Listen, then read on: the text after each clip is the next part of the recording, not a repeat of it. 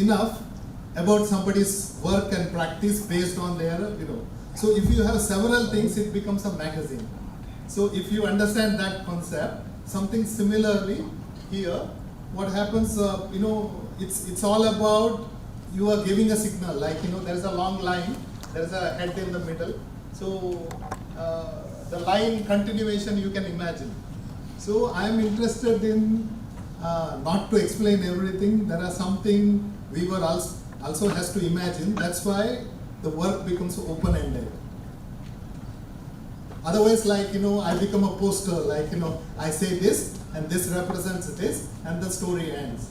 So my idea is to keep that conversation going on so that we have more, thoughts and more opinions from the people.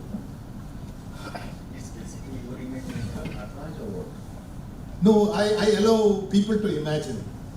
It's a very, like, I also think there are known signals or there are symbols, very difficult to touch them. Well, because you already read like that. But very, rarely you can push those ideas. Touching symbols is very, very difficult. Because, they are already established and already there in the mainstream ideas. So now, if you want to push that idea, that's very, very, interesting and tough, I believe. But artists are there to take a challenge, and sometimes you successfully do it and sometimes fails. But it's a very tricky situation because pushing an idea or carrying an idea from the past is something that which is readable, which it can be read both ways. Yeah. So what I'm saying is it can be read both ways, second ways. So I remember then when we were in college, we had an history where we learned the idea of bunny, which is the power of suggestion, where you don't denote something, but you kind of suggest it, something suspended, which means something different to everybody, and that's actually, I feel for my own practice that's more powerful. Yes, and it's also, what we are explaining right now is through verbal language. The verbal language and visual language, where you have verbal language always demands a statement and it asks you certain clarity. So, but then visuals are not like that. They are like, allowing you to go certain way, travel certain way. That's the quality of the beauty of the visual language. That's why I'm kind of choose that language. It's a beautiful language. Yes. Consciously, you have chosen this frame where this is burnt wood, these are the flames around. Yeah. And then it's down. Is it connected? Yeah. Or it's a deco? No. It's a consciously decided. Because there is a fire, there is a burn. So there is no burning happening here.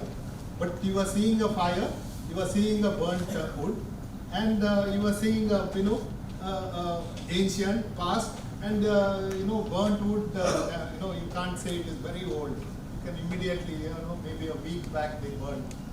There's a time. There are in one signal you are giving several signals. Yes, if it is communicative, it's interesting. If I fail, yes, it's also, I can call this failure. So I'll go for the next slide, which is the last one. Here I have used the technology. I bought an,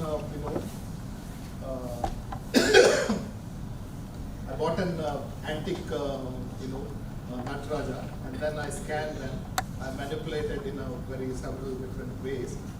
In virtual way, and then I try to make it physical. Very, very. It's a quite 6 feet high, and interestingly, I call this Glitch Tandava, and I want to also point out in bronze, what we get this kind of a green color is also called bronze disease. Technically, what happens in the bronze sculpture, if you leave that for a year or something, it gets a green color kind of a thing and it will start corroding. It start corroding and it can seriously damage the sculpture in bronze. So there is a possibility of controlled damaging.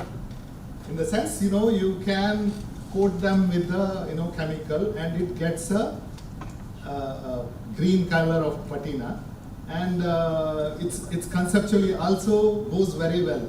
It's a destruction, but destruction happens to recreate, reconstruction. Like vaccination. Sorry? Like vaccinations. Like Yeah. So destruction happens and it reconstructs, and when you wax them, you control them. It's like you are stretching your through doctor, you are stretching your lifetime, expanding your lifetime. So it's something similarly, it's a controlled way of bronze disease, so that you get a beautiful color. And sometimes obesity also looks very nice, like the body and the. So it's of that kind, Somewhere there is a negative thing, but then you see them in positive way. So then things work positive. Taluk, just to ask, we talk about glitch. The glitch that we see in the technology, that is very much in the screen of image making. Yeah. But when you're converting that into a three-dimensional element, especially when you show it like this, it still becomes very unidimensional sometimes. It doesn't have volume. It's about, actually it looks like it's about converting or objectifying something that is cellular. How do you see in terms of object making? I think, there's a new object coming into the scene is very important. Like you are bringing something from the virtual space to physical space. Then, your question or game is different. Like, you have to see around, the virtual space limitations and signals are different. And the physical space, the ideas and all very different. Where you are bringing some ideas from the different world. It's like, from Mars you get a stone on the earth. Then everyone has an interest in the stone. Oh, why and how and all those things. So that way is very, very important to, now we have a technology. Why not, understand the technology and have an, experience, exchange in the physical world. So extending that question. So when you look at this kind of glitch that is talk about, the movement, is possible because of the technology or that something.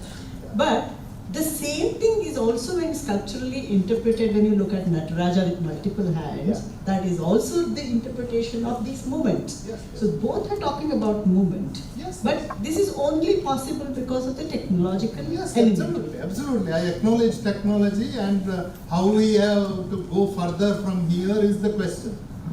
See, now, something comes in your system, that's not an error, but repetition and the errors are the gift of the technology, which we have to use it.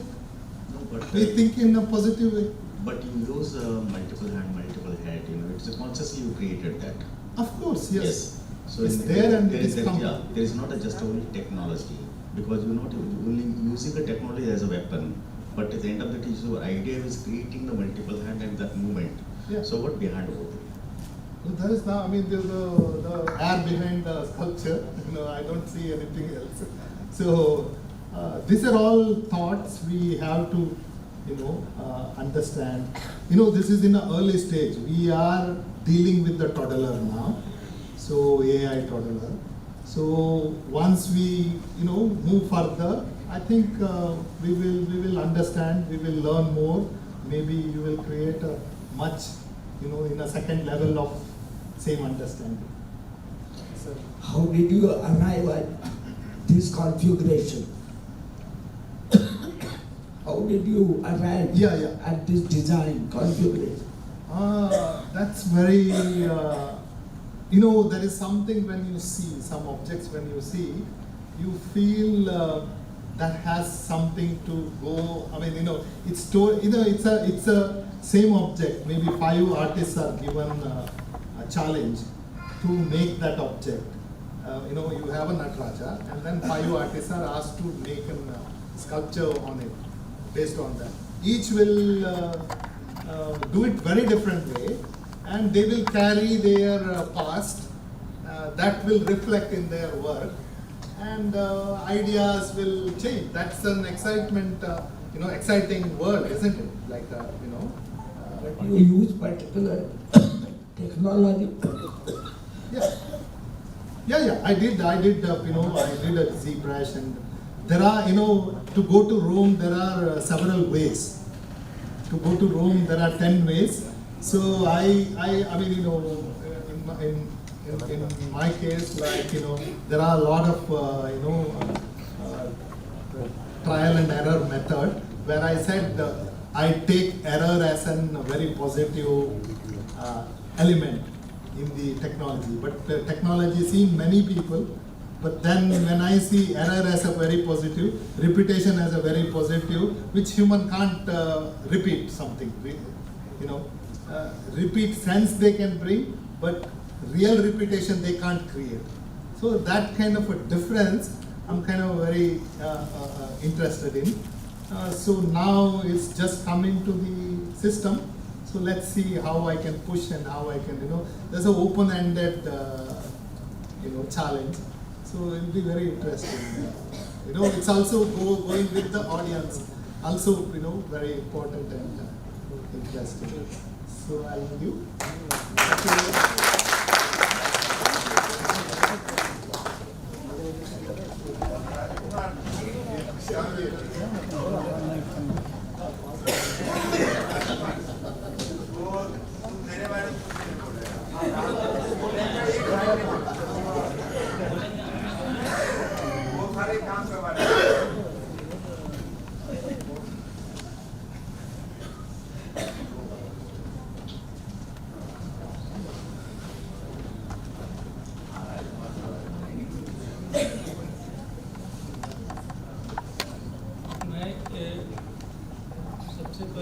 पहले बोले थे मेरे बारे में नहीं बात करना, बल्कि पहले हम उन्हीं के बारे में बात करेंगे।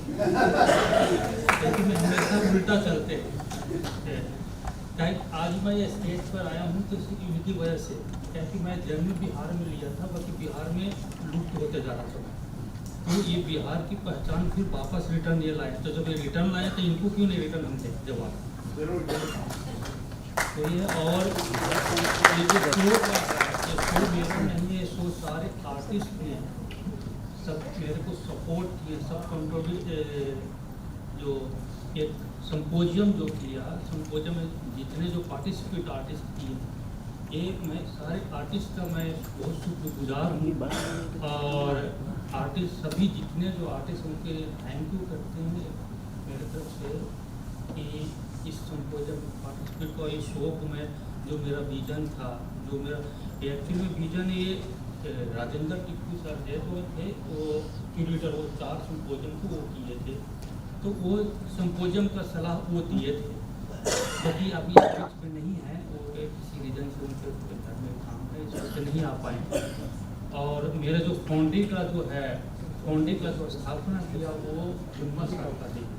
तो वो नाम से जो मेरे को इंकरेज किए, और वो हिम्मत सर कोई संसार लोग नहीं है, जहाँ भी हैं वो अगर वो देख रहे होंगे तो उनको अच्छा लग रहा है या बुरा लग रहा तो मैं नहीं कर सकता, क्योंकि वो सलाह दिए।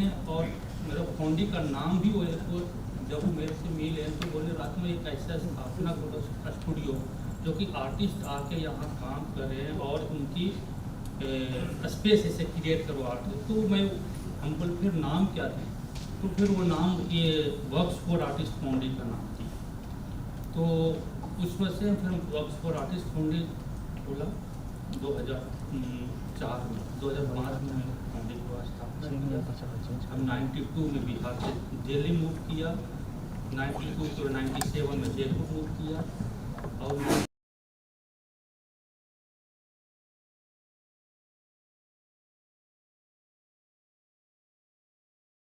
आने वाले हैं वो अंजनी सर हैं। तो अंजनी सर को तो खैर भूल नहीं सकते हैं, भूलेंगे जब जब आखिरी सांस जाएगा तो भूलेंगे। कि कितनों भी कहेंगे मेरा नाम मत लो उतने। और यहाँ जितने जो स्ट्रक्चर से है जो डिस्प्ले है उसमें एक बताना चाहता हूँ कि इसमें कोई पेंट नहीं है, ये सारे पतीना है, डिफरेंट डिफरेंट पतीना है। और एक बड़ी बहुत सारी चुनौतियाँ हैं ये काम में, बहुत सारे टाइम को लेकर के चुनौतियाँ था, तो चुनौतियों को हम अपने लाइफ में बदल दिया। क्योंकि उसमें बहुत शॉर्ट टाइम में पतीना कास्टिंग करना, पतीना करना, यहाँ भेजना, डिस्प्ले करना। और यहाँ जो जितने म्यूजियम के जो स्टाफ हैं, ममता बहुत सपोर्ट के डिस्प्ले पे। अगर शायद लोग नहीं रहते तो शायद मैं डिस्प्ले नहीं करता। इतनी शॉर्ट टाइम में 2 दिन के अंदर में शायद डिस्प्ले करना और कई सारे व्यवस्था करना। और इससे मैं अब ज़्यादा कुछ नहीं बोलेंगे कि सारे आर्टिस्ट को मैं देख के जो नहीं आए हैं उनका भी मैं थैंक यू अदा करते हैं, और जो हैं उसको तो थैंक यू के अधिकार हैं। अपन ज़्यादा भी नहीं कि लाइट हो गया। अगर आंध्र बुक से सब बोल रहे हैं कि कितना टाइम लेगा, मतलब तो आंध्र को भी मेरे को नहीं लेगा। थोड़ा इनके बारे में बोलेंगे। मैं हैदराबाद से आया हूँ, इनका नाम सुना है, जरा परिचय दिया करी साहब का। जी इनका परिचय दीजिए अंजनी साहब को, मुझे पता नहीं इनके नाम है अभी। हैदराबाद से ऐसे ही आ गए अभी, हैदराबाद से आया हूँ मैं। थोड़ा परिचय अपना ही दे देता हूँ। नहीं बोल देगा। बहुत धन्यवाद आपका। हमने इस म्यूजियम बनाने का काम में लगे हुए थे हम, और अभी हम इसका महानिदेशक हैं। ये शुरू से कंसेप्ट से लेके आज तक हम इसके साथ जुड़े रहे हैं। पूरे देश के आर्टिस्ट का फ्रेटर्निटी से सहयोग मिला, सपोर्ट मिला, और गवर्नमेंट का भी पूरा सपोर्ट था। ये मेरा चीफ मिनिस्टर का विजन था कि बिहार में आर्ट का फिर से रिसर्जेंस किया जाए, उत्थान किया जाए। तो इसके लिए हम लोगों ने ये बनाया, और यहाँ पर 6-7 म्यूजियम बना। बाद में महात्मा गांधी पर बापू टावर बना, भगवान बुद्ध के आशीष में वैशाली बना, साइंस म्यूजियम बना, बहुत चीज़ें बना, कन्वेंशन कॉम्प्लेक्स बना। तो हम लोग का इंटरेस्ट यही था कि बिहार में जैसा गुप्ता पीरियड था, मौर्य पीरियड था, वैसा जो कला इतिहास का स्थिति था उसको वापस धीरे धीरे लाया जाए। इसी प्रयास में सब लोग लगे हुए हैं। और हमारे राजकुमार जो बिहार के हैं, ये भी बहुत बड़ा काम इन्होंने जयपुर में किया है। लेकिन ये बोलेगा तो फिर रामायण बता देंगे।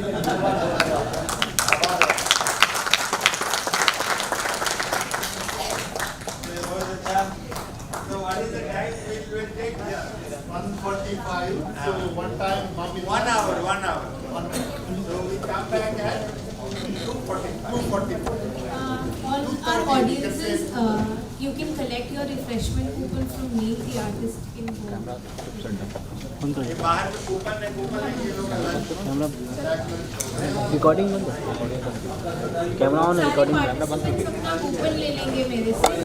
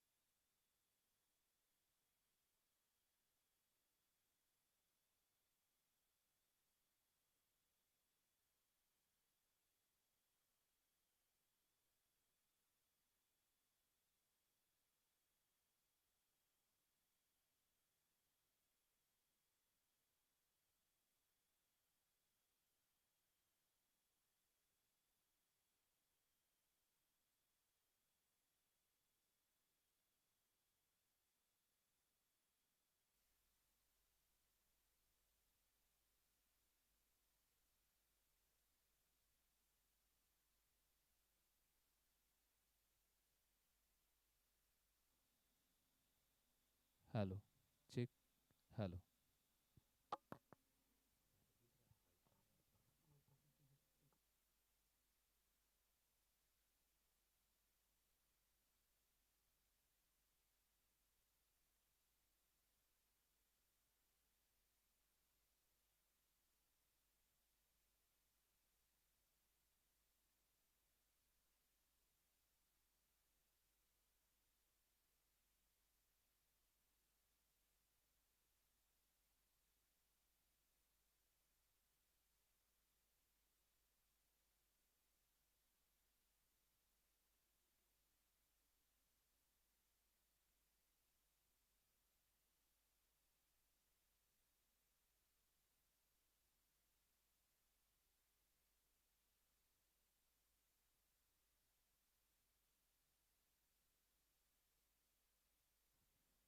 Hello.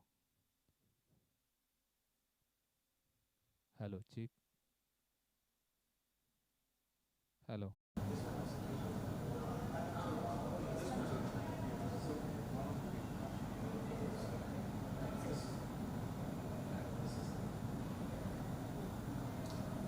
Hello.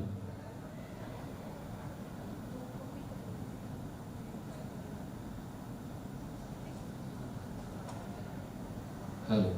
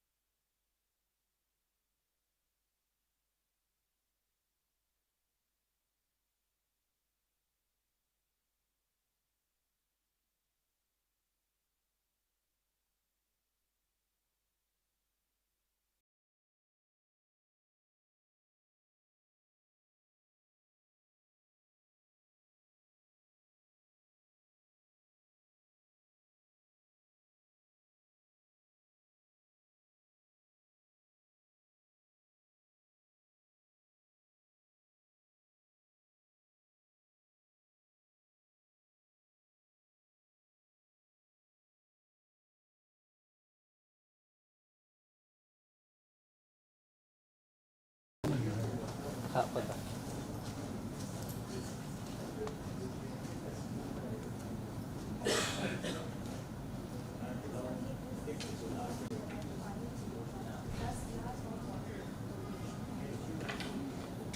चाहो तो चलता रहेगा। देखा नहीं दूसरे 2.5 से 4 उसके बाद खत्म हाँ खत्म వ్యవస్థిత వ్యక్తులు అంటావు व्यवस्थित देखा ना मोबाइल దాని ఫాలో రూపాయి సాధిస్తాను सुबह से देखते ना चला रहा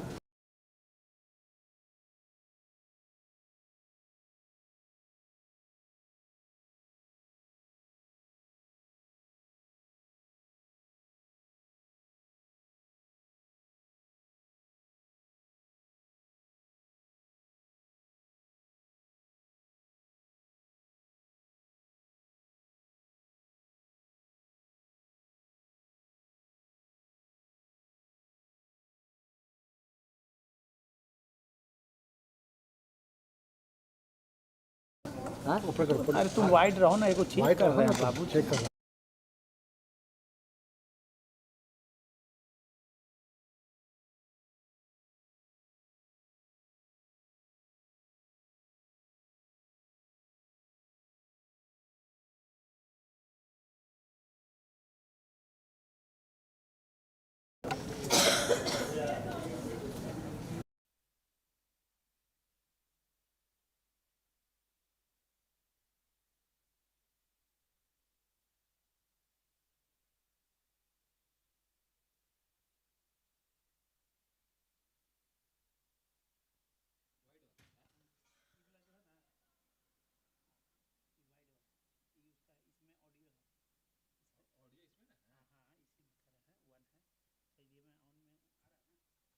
hello check.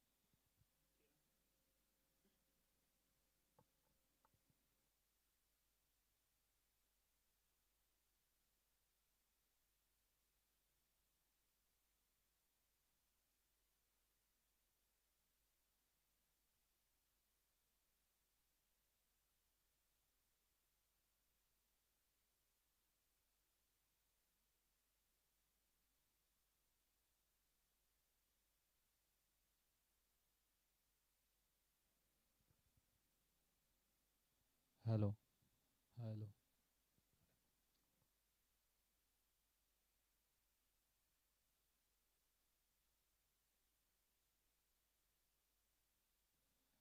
Hello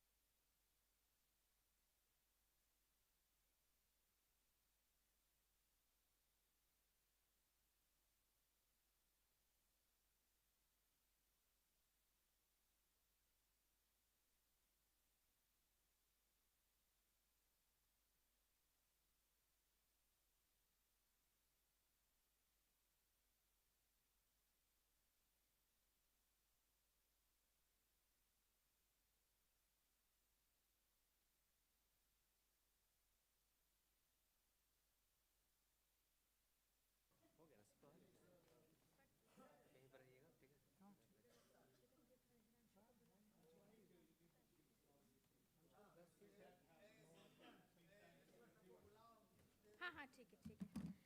Hello everyone and welcome back to the seminar. I hope nobody is sleepy after lunch.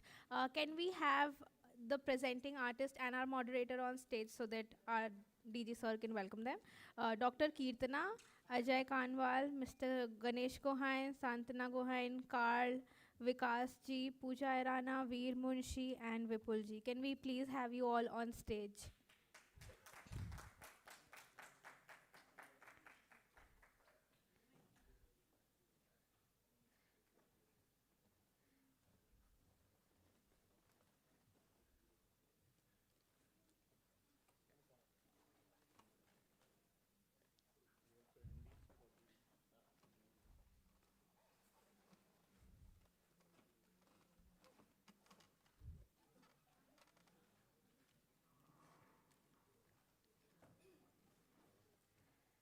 Camera का अपना वो लाओ। है sir.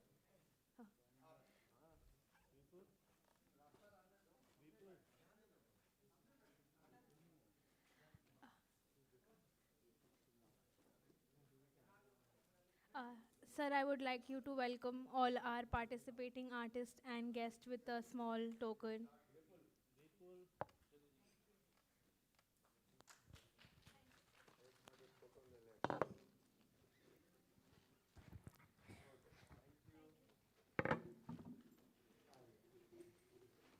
Welcome, Santana.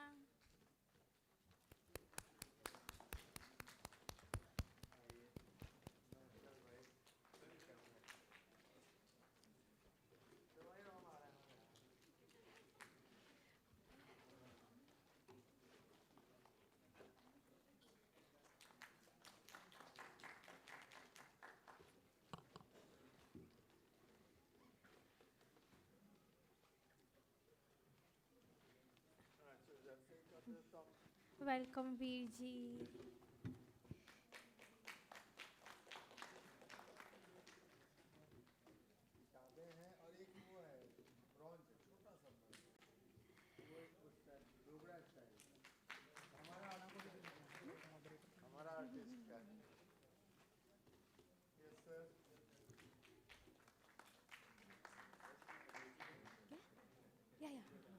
can go down.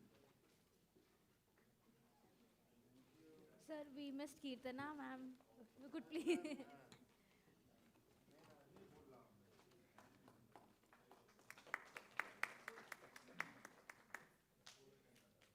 Thank you, everyone. We are very honored and appreciative of you participating at Bihar Museum.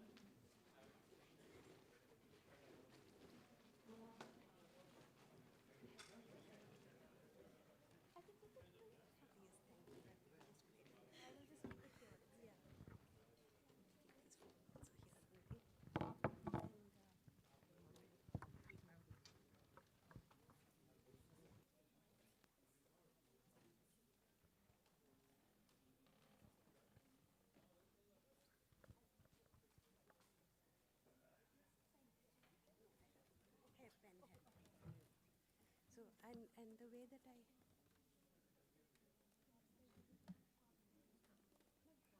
yeah, sure. And I just want to know how to run the program. Just, you'll be here. She will.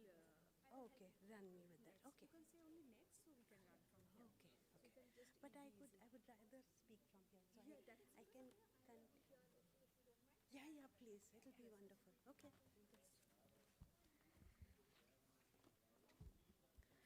Hello.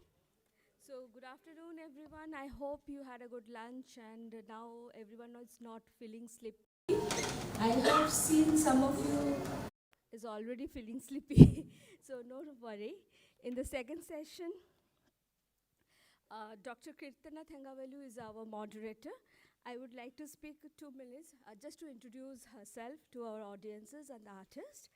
It's a pleasure to introduce Dr. Kirtana Thangavelu, an art historian whose research explores the dynamic intersection of visuality, performance, and social history. Her doctoral research focused on the epic painted scroll tradition of Cherial in Telangana, examining the long, intricately painted Kula Purana scrolls that narrate the histories, right, and social claims of Dalit communities across medieval and modern India. Her work pays particular attention to the theoretical dimensions of the scrolls and the intimate relationship between oral storytelling and visual representation during performance, situating the paintings within the complex ritual, social, and political context in which they are produced and experienced. A bit longer, Dr. Thangavelu received her training in art history from the Faculty of Fine Arts, MS University, Baroda, Kalabhavan, Vishwavarati University, Shantiniketan, and completed her MA PhD at the University of California, Berkeley. She currently serves as Associate Professor in the Department of Fine Arts at the SN School, University of Hyderabad, is also a continuing lecturer in the Department of History and Visual Culture at the University of California, Santa Cruz. So a very academician with us, and I hope she will, the stage is yours, ma'am, so you can start.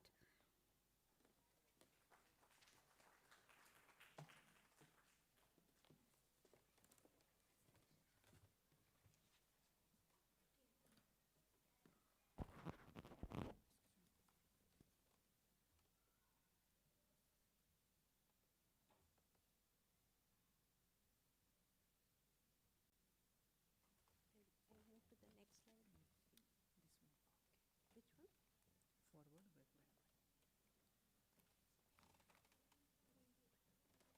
I'll be fine, I think. If it's just this much, okay, that way. Just backward and forward, no? I can do it. I should be able to.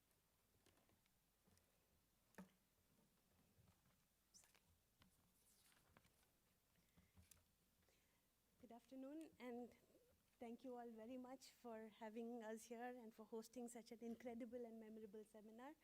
Like everybody else, I am also incredibly grateful to the director of the museum, Anjani sir, and to all of the team that has been amazing in terms of how they have hosted and looked after us. So thank you very much for this event.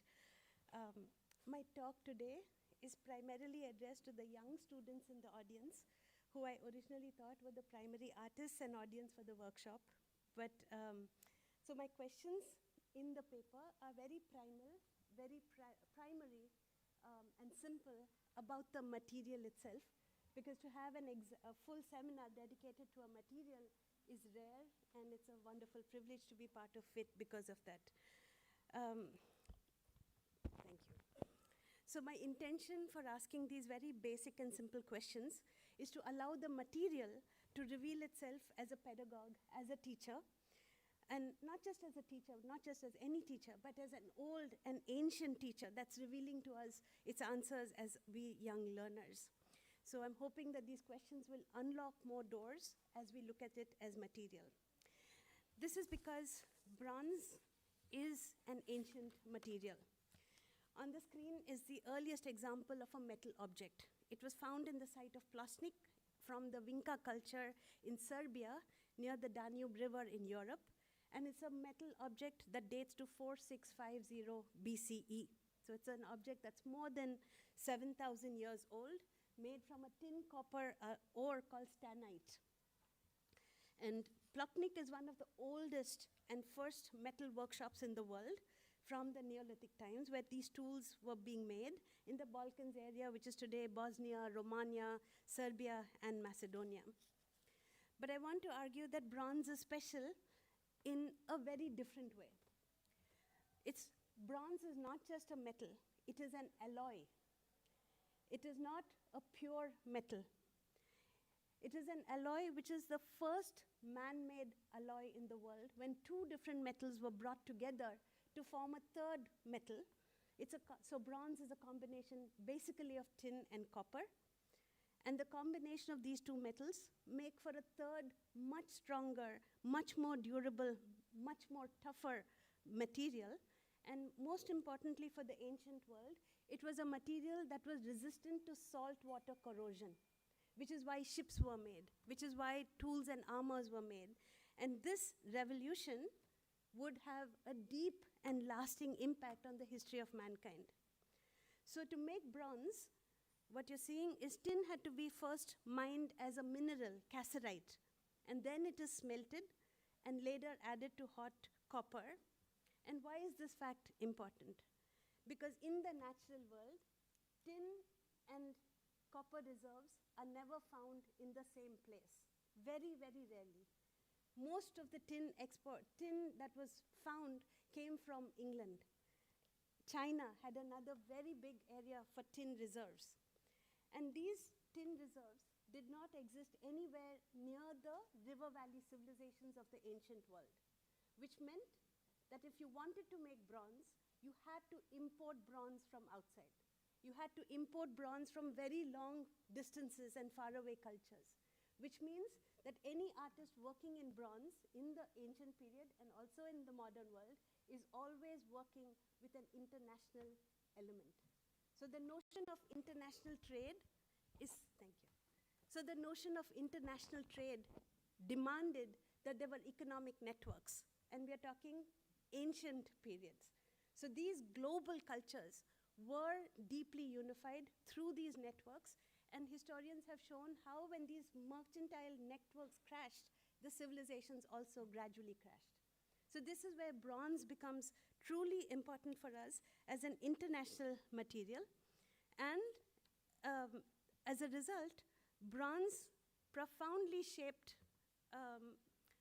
the history of the world, to the extent that an entire epoch of human history was called the Bronze Age, where it shifted from pastoral, agricultural livelihoods to urban cities, settled communities, and international trade networks. So Egypt, China, Mesopotamia, Greece, Indus Valley were all some of the major networks that were connected by these trades.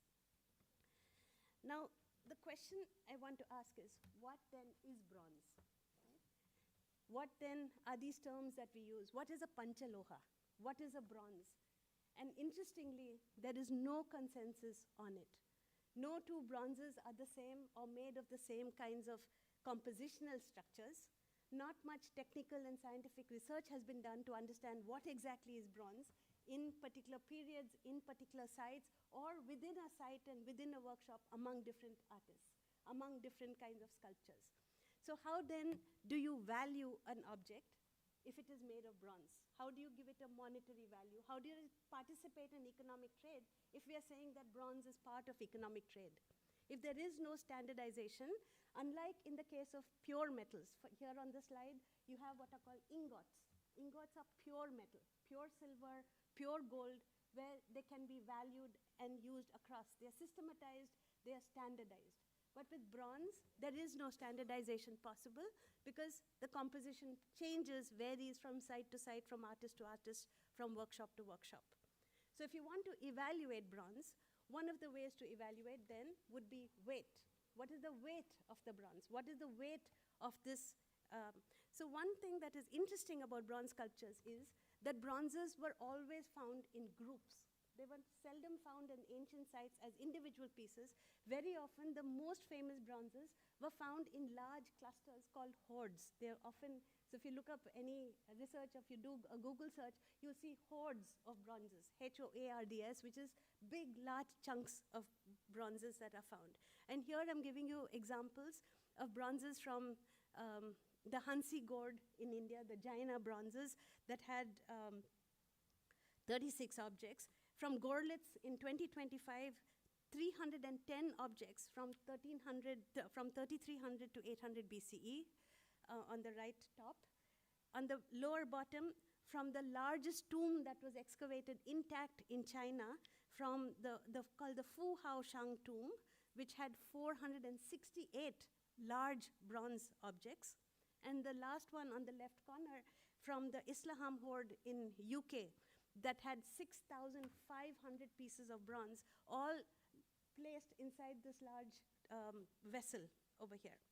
So these bronze objects, like Ranade sir told us in the morning, were different kinds of objects: weapons, ritual weapons, ship products. And so how then do you use them as currency? And one of the things that people have begun to argue is that bronze was currency before you had actual currency. It's pre-currency ways of dealing and sharing in economic trade. And as a result of that, so these are bronze. One of the ways in which bronze was evaluated was on the basis of size. Because the bigger the bronze, the heavier the number of ritual vessels, the greater was your economic power, your ritual power, your social might. All of the markers of social prestige came with the size of the bronzes, the weight of the bronzes that were found in a group. So this slide that you see on the wall, on the slide, is the Fu Hao tomb again. And this was an image that was a large ding that's 835 kilos in weight. This is from 1200 BCE. So what I'm trying to argue is that weight and bronze and prestige and power and economic might were deeply interlinked categories from the earliest period, and they continue to be so to this day. The other aspect that I want to talk about is that when you have this kind of size and weight and as markers of prestige, then you also have competition. Artists, as we all know, are inherently competitive people. They're learning from each other. They're watching each other's work. They're admiring people, copying people, and it comes in those conversations on material, on making, that the best art pieces have happened. So this is no different. Art is a product of competition, is a product of comparison, and the bigger, the larger the bronzes, the more prestige they had, which is what we are talking about over here. So what is it doing in India today? And of course, we have to bring back scale and size. This time, not just weight, but also height. The desire for height, the desire to grow taller, bigger, higher, has been a deep impetus in the 20th century in the way that bronze has been used. So what you're seeing over here is, of course, the Statue of Liberty, Liberty Enlightening the World, that was dedicated in 1886 as a gift from France to United States. Although it's copper, I'm just bringing it in as one of those iconic sculptures that monumentality and 21st century has become sort of connected with. But in America, in the middle slide, is the famous Seagram building on 52nd Street in New York, where it was designed by Miles van der Rohe, and this image, this building had 1,600 tons of bronze, and the bronze was fabricated in Garden City in New York, and 516-foot bronze and topaz tinted glass building. And bronze was selected for its power, but it was also manufactured by the General Bronze Corporation. So there's a deep link between size, impact, and it was the largest, the most expensive building when it was first designed. What you're seeing next to it is the largest Buddha image that was recently erected in China. Right? So this scale becomes a big marker of how bronzes are evaluated. And this play between weight and scale and large heights is continued and taken on in India. What you're seeing on the slide on the left is the Tiruvalluvar statue in Kanyakumari that was established by the DMK government. And on the right, again from Tamil Nadu, from Coimbatore, the giant statue of Shiva that was erected by the Isha Foundation. The way in which the Tiruvalluvar statue interacts with the sky and the land must remind you of the statue of New York. So what I'm saying is that when artists are working, there are resonances of earlier sculptures. There are resonances of earlier ways of looking and handling this material. This statue culture using bronze has continued into modern India. This one comes from my city, the city of Hyderabad, where the statue of equality, the Saint Ramanuja. Next to it, in the center, from Bangalore, the statue of prosperity. And of course, the most well-known, the statue of unity. So this cult of monumental statues is a new cult in the 21st century in India. And it's drawing on international and national traditions. This is interestingly the same Kempe Gowda, whose sculpture you see in the middle. He's depicted today as a warrior, but in a 16th century version that is installed in a temple, Kempe Gowda is shown in a smaller statue and with a very different body language. So the sculpture has changed, the theme is the same, but something else has happened. In a new nation, with new kinds of aspirations, with new kinds of visual languages change in relation to the nation that we are today. So this cult of the tallest statues in the world, why height? Just like weight in the Shang period and in earlier cases, today height is another measurable way of comparing statues. So this is a well-known, much circulated sort of image of how statues are getting bigger and bigger. And the next two statues in India that are being planned off the coast of Maharashtra, like the Statue of Liberty, overlooking the city, with the sky and the sea as a background of Shivaji Chhatrapati, is another example of these kinds of resonances. And in order to take this conversation further, I also want to talk about including in a seminar like this an artist, a Sthapati, who has worked with bronze in a global scale and who's taken a different approach, not the approach that we've had of artists working with their individual artistic styles, but working for the nation, working in a different kind of register of art practice. And if anyone is interested in working with this sense of monumentality and contemporary sculpture, the art historian who has worked and produced a book recently is Kajri Jain, Gods in the Time of Democracy. So with this, I've hopefully opened the debate to other people. Thank you. I now request our first speaker, Ganesh, anyone can go, I would keep it open. Oh, shall we continue the sequence? Okay. Okay.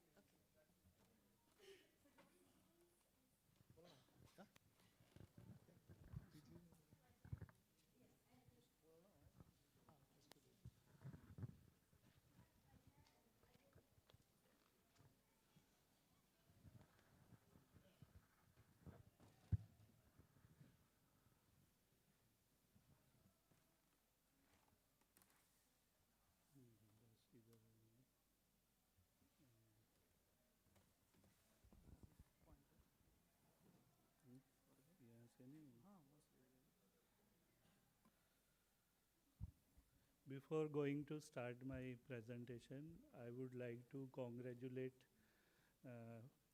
Shilpanjali Art Foundation, the collaboration of Shilpanjali Art Foundation and Bihar Museum.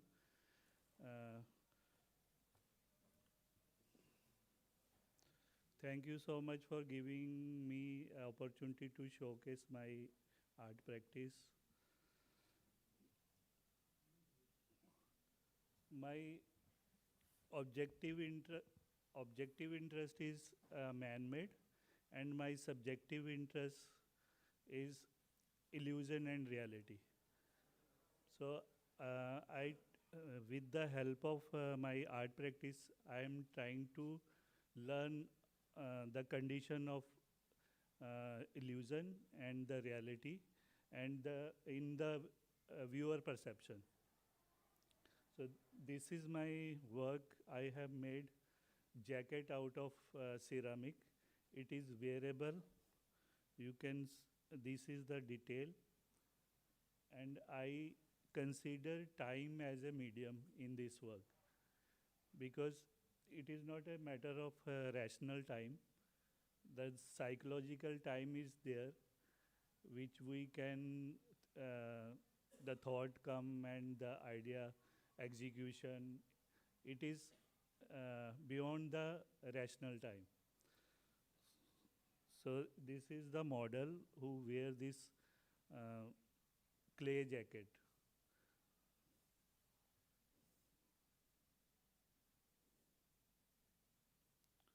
This is another work I made, foot mat, and my interest is to make stretch the material in different level to create the illusion through material. The material selection is very important for me, because the viewer came to the gallery and walk on it, but the perception of in viewer mind is it is fragile material. This is porcelain, made out of porcelain. It is ceramic. Anybody can walk on it, run on it. So the viewer perception is more important for me to read my work. Yeah, the mold is made out of metal, and the multiple cast is there. It is more than 40,000 pieces. The entire gallery floor we have placed there.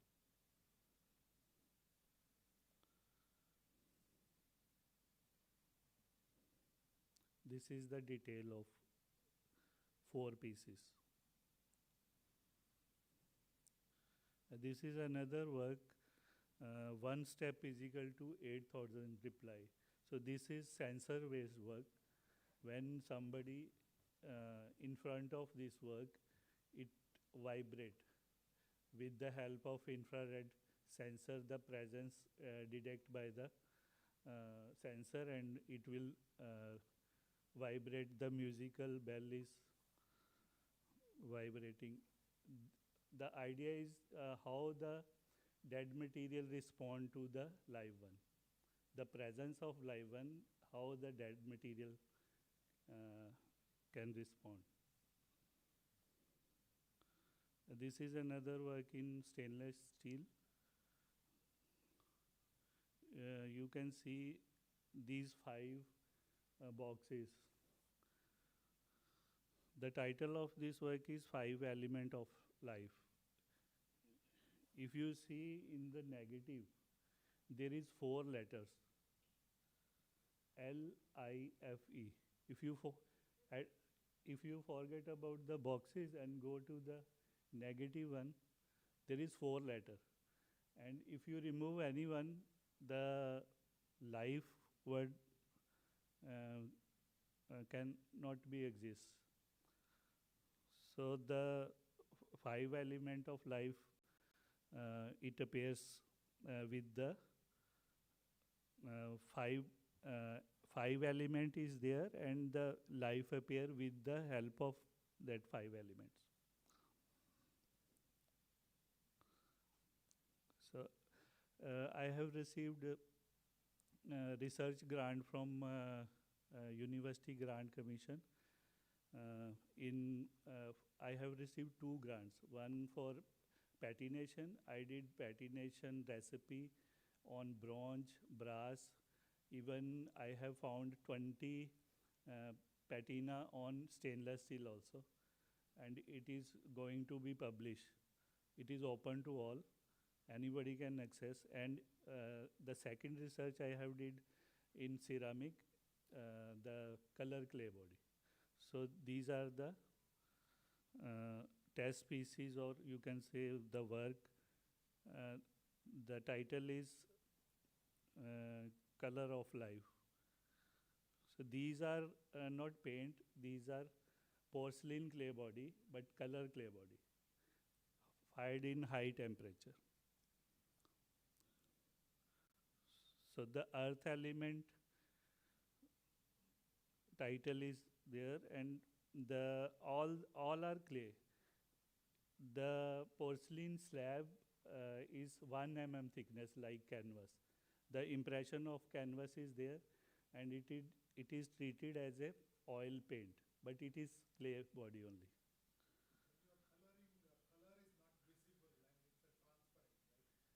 No, it is opaque like oil color. No, it is the, yes, the application of spatula.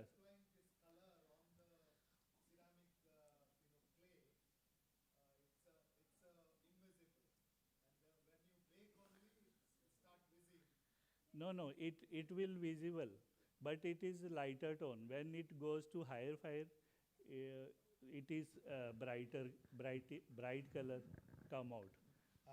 So I have to do testing.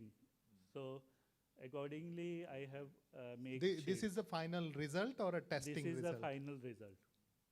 Okay, but when you are testing it, the directions of your, applying the material or a chemical is not known. This is clay only. This is clay.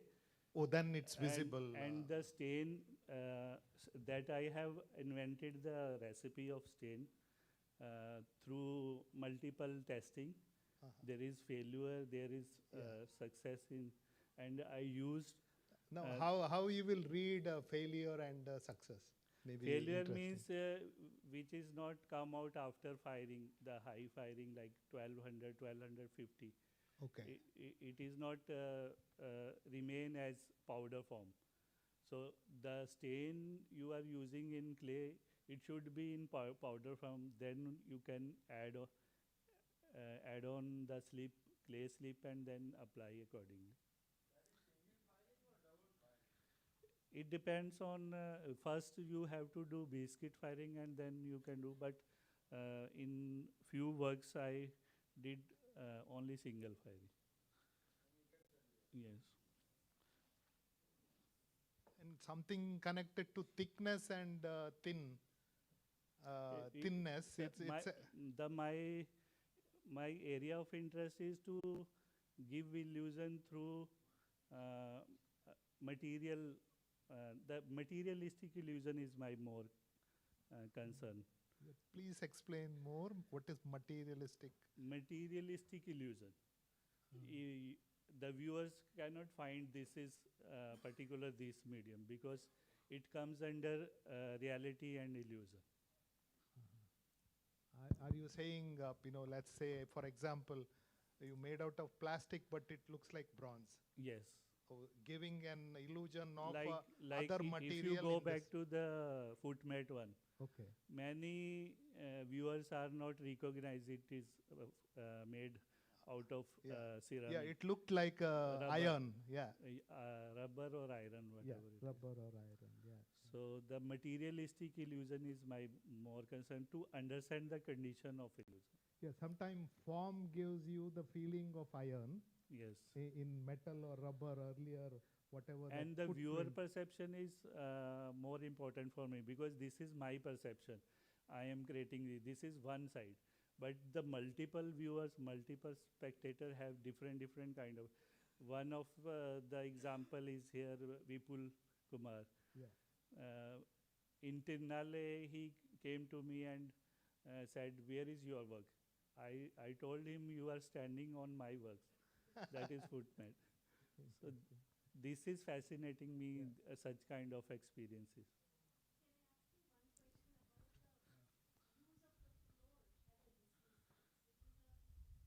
Area that is available to all artists, but normally we go to the walls. At the floor as a complete area of display is an unusual and beautiful way of using the gallery. So did the floor as an idea come before the work, or did the work come, how did the conversation between floor and floor See, match? my core interest is to understand the condition of illusion. So accordingly, I am thinking my objective interest is man-made. So all the forms, according to my interest, it is man-made.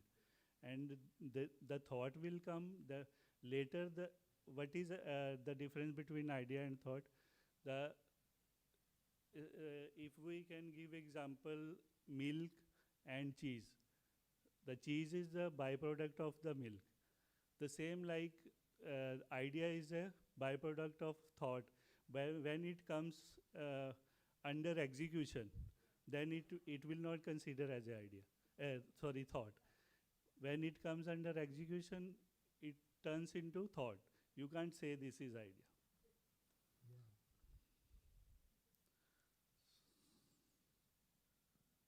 So these are the experiment with spatula. There you have used stencil, right? Back, one slide back. Yeah, the squares and all. The tape, paper tape. Oh, okay. And then the layer, multiple layer of. So that these are all not, I mean, maybe I'm repeating the question. These are all not when you are making it, it's not visible. When you are baking only, it is visible. Only the shade is different. When we use raw color clay body, the shade is lighter. When it goes higher and mature clay body, then it becomes brighter. Then it turns into white. Interesting. Yeah, but then some chemicals are transparent, and then you are not, your stroke is not visible. But here he says it's a clay itself. So I would like to clarify. Yeah, thank you. Oh, thank you very much. Thank you so much. Thank you.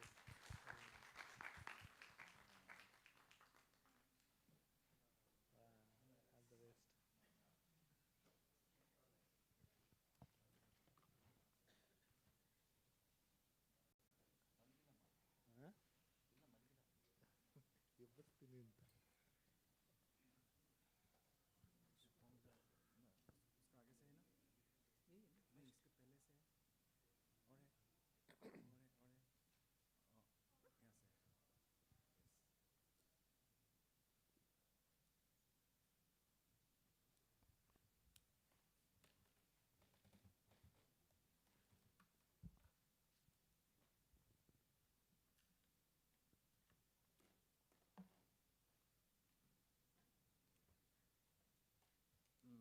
पहले मैं नमस्कार देता हूँ तो Bihar museum को and also Rajkumar ji को thank you very much Rajkumar ji and also Anjani ji for this is a wonderful exhibition going through here in Bihar Museum and thank you very much first. And those are actually very old work of mine. When I was in UK and they collect this work in Glasgow, Rainy McIntosh house, House of Lover, and this is called Food from Baroda. Mike. It was around 2000, 2003. It was. Oh, okay. Maybe. Sorry. So it's very difficult, but anyway, I will. You want hand mic? Yeah. That's hand easy. mic also not. Anyway, I think all people, you are listening, no? No, we can't. Oh, okay. Yeah. No, I think this is okay. Yeah. So this is called food from boy. It's important for me, the geography. It's important for me, the geographical changes, lot of things. Especially I belongs to Assam, and now I'm living in Baroda, in Gujarat. And Baroda is very important for me. Like when I in one of my interview, I said, if Assam is Devaki, Baroda means Gujarat is Yasuda for me. Like that way, the whole things you can relate. And it's difficult actually explain. So my work, I don't want to explain. It's a parallel journey of what I'm talking about. It's a parallel journey. So food from Baroda, I did because there's many reasons.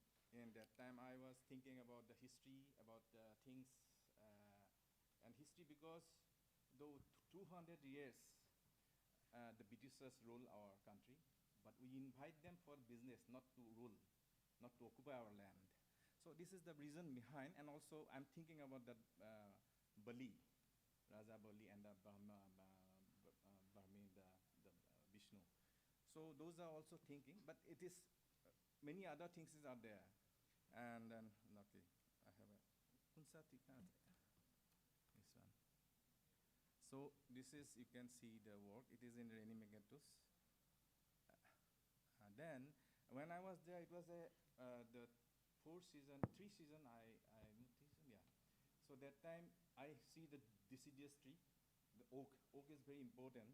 The 500 years take to grow, and 500, that tree what I have near in the studio, in the workshop, is Balandi sculpture workshop. It is called Orchard of Oak. And where I'm living in Baroda, it's called Banyan City. Though there is a region behind all this. And there's also why I put this like a wave, it's also linked to the cosmos. Something that way, so that's why it's a mirror. Because all this food, even because there is my father died in 1994, and I was not there. I was 500 kilometers away from my hometown. So when I came, it was completely void. My father already committed, so it's too tough. Being as a sculptor, how I again get back to my father. That is the seed. But later on, there's a lot of political situation. There's a lot of things, other things. In Assam, maybe you know that Northeast had a lot of insurgency. That is why maybe I said in that time, the young people that say that this is and somehow with the respect was not there. A lot of things happen. It's difficult to explain all this. So, just jumping now, is Delhi, they have invite me for a workshop in NDMC. I'm just thinking what to do for that. Then I think the Aravali. The reason that there is story, the history is there about Muhammad Ghori 18 times. He is, and a lot of things, invaders came, a lot of things happened in our country. And then I said there's a book, the title was called The Boat Carries the History, Tribute to Delhi, Pedestal. Pedestal is also not like pedestal. I say pedestal also as a sculpture, a space for resting, an image of Aravali, image living sculpture, living history, presence unknowingly. So you can see the work. So when I use the material, always it's metaphor.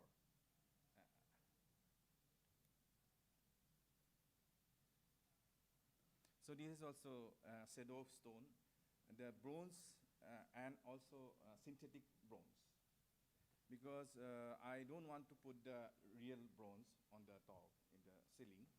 And there's many reasons. There's also some personalism. Also like that time I'm thinking about Ekalabba, and also thinking about the Druna, how the relation between the Karna, Arjuna. This is our mythology, our system. That's why we grow up.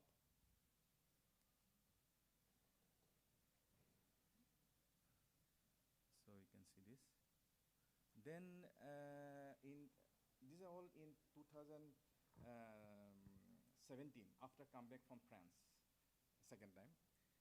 That time I give title Map Towards Infinity. So you can see, again it's the illusion, both sides. Because for me, art is the illusion, to create illusion, to make the people to think about it. Art that make me think. So there, that cotton steel, it is not actually cotton steel, it's a synthetic cotton steel.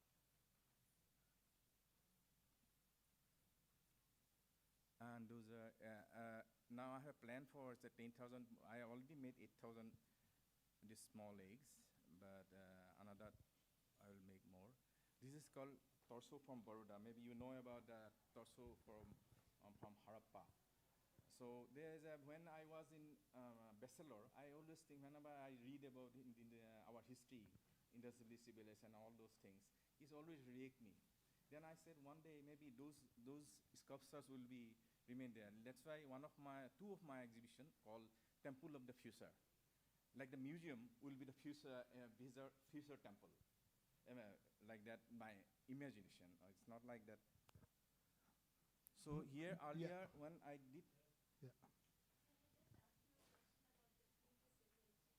Yeah.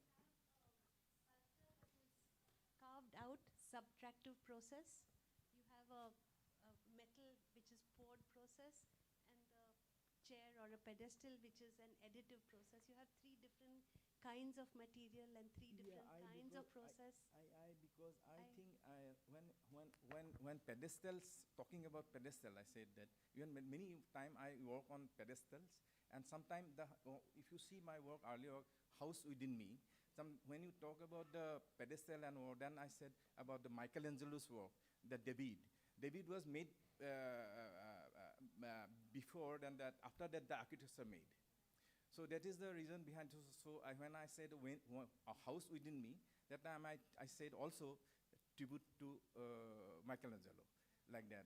And there in that house within me, there actually outside I put all photographs as a brick, the construction, like those photographs I collected from France or where other places, and from India, many people. And then I put as a brick, and inside I put my father's portraits. Like after that I went to Ladakh.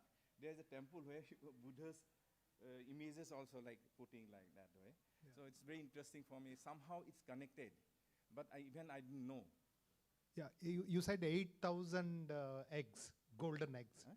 These are 8,000 or something. This is only 1,500. Yeah, and you have a plan to do a number. Yeah. What is that numbers talking about? That I will tell you later. I will read one thing that because again my father was a CPW engineer.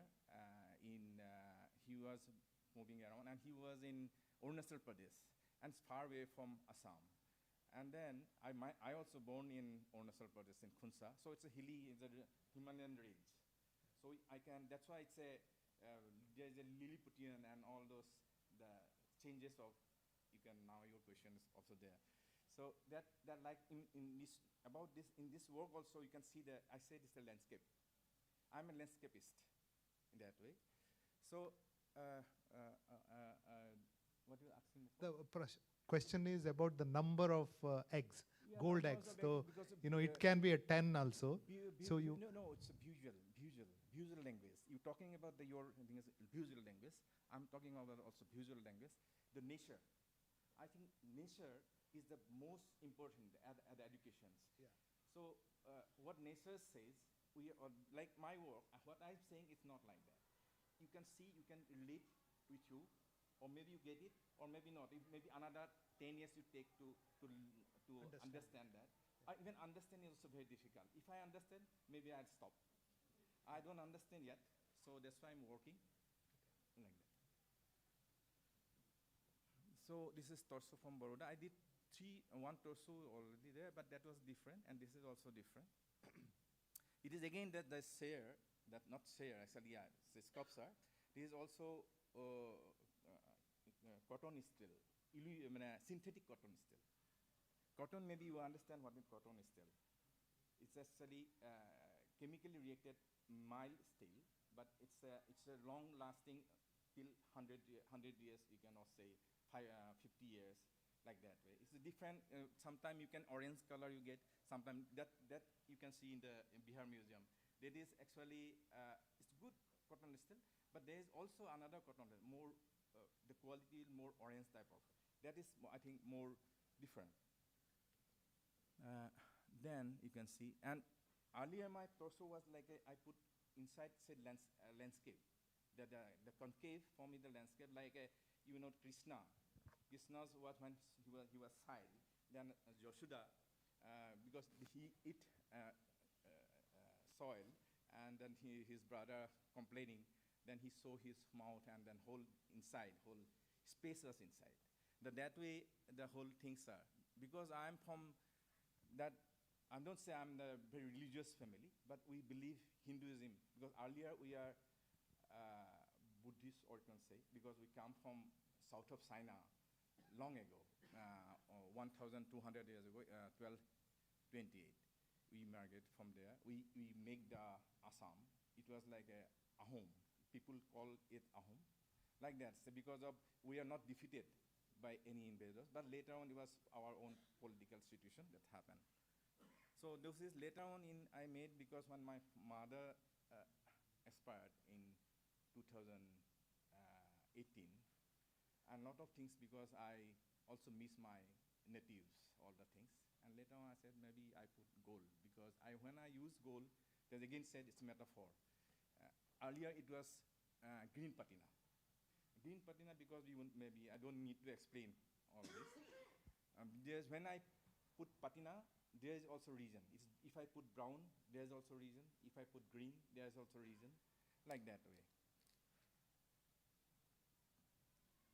Then one day, actually in 17, I wake up in the early morning and I said, oh, maybe another works I did, we will never be there, pedestal of air. So this is also kind of this, that time that image came to me, and then I thought how the concave things I can explore. So most of the things are in negative concave. When you see the mirror, but it was not very much success because I'm going to make again this one, mainly the mirror one. Somehow it was not, but it's working. But when you see, then you can see the volumes. So like we believe in our culture, life and death. But if you go to Assam, you can see the primitive pyramid concept. Like after death, there is also life. That way we believe in that time, in ancient. So those are called artist table. There are many other things or objects are there. You can see, and then it is also again illusion, create illusion like a curtain still. And because I'm from engineering family, I'll always design my own. It's not pedestal again, it's a base I design. So you can see many of your work has a gold, it's a gold leaf, right? Not many. Later on, after 18, maybe you can find out, after 18 I use gold. Okay. Earlier, once I used, that time I Yeah, used. why gold? I mean, is it It's like precious. expensive? I told you that when my mother died in 2018, before that it was green patina in the torso, inside. Okay. Then when my mother died, I somehow, it is emotional, and also said, those time is golden time, golds. I use, because there's a lot of things that gold is not used for like it's beautiful or it's a precious. Yeah, precious for the time. The time is precious, that's why I use gold. And it's a gold leaf. Yeah, pure gold leaf. And not just gold leaf. Yeah. Gold leaf, purely gold leaf. But I don't say that 24 karat or 22 karat, I don't care about that, but important is that whether it is gold or not gold. That is important. Then this is also similar. It's again kind of landscape or that I'll read those things later on. Then you can see the thing. It says concave, but it's makes illusion like a volume. So you can see the all images of food and the houses, and it's like that time also I'm thinking about Siriko. Yeah. Siriko is the metaphysical those things, and being as an academic artist, we cannot. You will always be there to win. So sometimes it's come out all from this, and then it is more better to come out from all theoretical things. No, I just asked about the gold. Partly when you use gold, it's more flat flat in the sense the gold doesn't allow you to create a dimension. No, why use gold foil? I can use color. Yes. I don't use color because color is flat. But if I use the gold foil, the process is very much sculptural, I feel. Okay. The process when you put, and I do all my work myself with my hands. I don't ask for help people, but with this, Silpanjali helped me for that, in this work. But earlier, all my works, even that egg also, I did grind myself. Yeah. It's interesting for me. My professor said in the one story about the 8 brothers, and yeah, you earlier used to talk about meditation and all those area, like how much you connect your meditation exercises to making art practice or art making. Yeah, it's art practice is a meditation. Yeah. Art practice is actually beautiful. It's very completely meditation. It's like once somebody asked me about the spirituality, I said it is the art practice is towards the spirituality. I don't think about the spirituality, but when the process is going on the way, it's a very much close to spirituality. Wherever it is political, social, another things, because we are concerned everything. The whole things within us. When I'm in the studio, the whole world is within us. No, like that. Sorry. So this is the work, and then those you can see. We carry on. Yeah. Yeah. Next. Next. 2 minutes. Yeah. I have just see, because this is also artist table. I can see that there is also the scripts. It also reel. What we can talk about the social media reels. That is reels also. That foot again, but this feet I made it later on this because it's also important. So this works. What I am showing. This is actually the you can see the work what you send the sculpture. That is also dots. What happened? Okay, this is the yes. Now I just can I say something about the sculpture what I have there? Okay. Yeah, finish. Now only this I have to say. I read. The title is called An Evening in Paris. What Brancusi did not elaborate, a tribute to Constantin Brancusi, a sculptural drama, 1,000 names, million years of elements, Vishnu's Anantasayan, childhood memories, and many other fragments come together in this body of work. Initially, I was not planning to create work of this nature. Rather, it was something that gradually happened. It has become a life process within my current practice. This work functions like an encyclopedia, conceived and unfolded through my artistic process. Each element speaks its own story, inviting the viewer to observe silently and reflect through their personal experience. I have never seen a blue whale physically, nor a stingray or a sea turtle. Yet today, through Instagram, Google, and other social media platforms, such images are constantly accessible. I collect thousands of visuals, snapshots, whenever I encounter them through digital source. In the primitive age, Paleolithic human may have drawn plants or performed ritual acts before hunting. This remains an individual imagination, but it suggests how deeply images and ritual were embedded in early human consciousness. In mythology, every element carries narrative. I saw the skeleton of a whale in the Baroda Museum, but alone does not explain why or how such images appear in my mind. It is difficult to articulate the exact origin of these images. They emerge from multiple layered sources. Whenever I visited Brancusi's studio in Paris, it evoked my memories of childhood. The eggs I created are not only inspired from Brancusi, their origin lies elsewhere. My father was an engineer in the CPW and worked in Arunachal Pradesh. During holidays, we often visited his quarter and stayed for a few days. On one such visit, I saw more than 20 eggs beneath bushes. As a small child, the sight shocked me. It was an experience beyond words, opening another dimension of perception. Reaching my father's quarter required crossing the Brahmaputra River, and 8 hours journey. Along the way, countless images unfolded. I still remember thousands of pebbles near Junai. Maybe we go to Pasigat, there's a Junai, another small place. So close to Pasigat in Arunachal Pradesh, scattered along the riverbank, creating a mirage-like visual. You asked me for why this?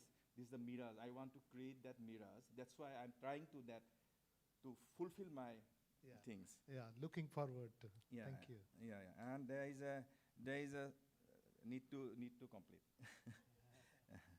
And then and create a mirage visual and uncomparable experience. I live and work in Baroda, Gujarat. In this region, dinosaur fossils have been discovered in Rayoli village. Rayoli village near Balasinor. Unknowingly, I began creating large egg several years ago. Only later did I realize they could be perceived as a dinosaur egg. This realization surprised me. My initial plan was to create 100 eggs, and the process has continued for more than 8 years. The structure I create may resemble water molecules or atomic formation. Perhaps the cosmology phenomenon, the Brancusi did not elaborate his work, the beginning of the world. There are many visual possibilities that I cannot define through words. Perhaps the viewer will complete them through their own imagination and experience. The two tables are an integral part of my sculpture. The sculptural elements rest of this table coming from the image engineering. Again, I'm talking about that. I think one thing I have to say, I use title in my curator's career. Time That's called, God is design. God is design. On the occasion of Ramkinkar Base was asked by student, what is God? Then Ramkinkar paused for a while and said design. So I think this is the what I about. Maybe you can realize, or maybe you can say, or you can ask question if you want. But I think you need to think about the work, and if necessary, I'm there. You can ask anytime because there's another artist. I'm sorry I take a long time, but thank you. Thank you very much.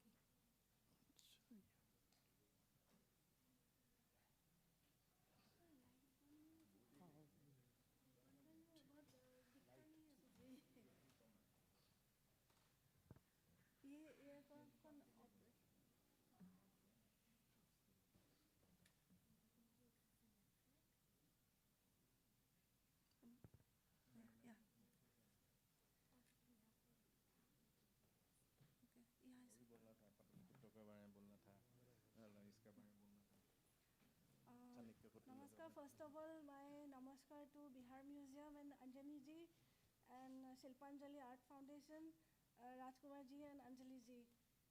Thank you so much for your support. And these are my work. Of course, I will say my study background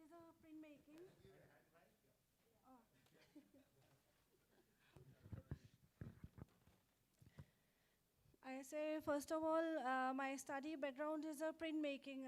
In BA also, my master's also. So I know how to handle the metal plates and surface before the taking prints. I know the whole process. I work on process. I am more interested and fascinated about the surface making. And I use all the printmaking tools and materials paper. And all my works are on paper, use like a mural or different surface. I make surface, basically. So this is one my work. And this is the next work. These are also surface like mural. This is another work. You can see clearly. Okay. It is not letters. It's not lingual things that look like text. It's arranged like text, but these are some forms from my surroundings, and I collected all the forms and then I draw. These forms are like that, and these are for me drawings also. Yeah. Is it like a book? It's a two. Yeah, it's a book. It's arranged like a book, like that. Oh, okay. It's my surface, so I can be, the size is 6 feet by 8 feet, where I can be like the earlier work also 6 feet by 4 feet. It's above my size. It's all my own intimate space also. And it says graphite. Yeah. So what is that special in graphite? Graphite, you know, no? Everybody knows graphite. Yeah, graphite and acrylic, it is. And then... it's a graphite powder or it's a pencil? Powder. Yeah. Powder. Yeah, it's just I'm asking. Yeah. There are many students, so that, you know, they can know, they'll know, and it's something I also. There is a dimensions. It's not flat work. I don't know. It's visible or not. Yeah. There is a dimension. There's a low relief. Yeah.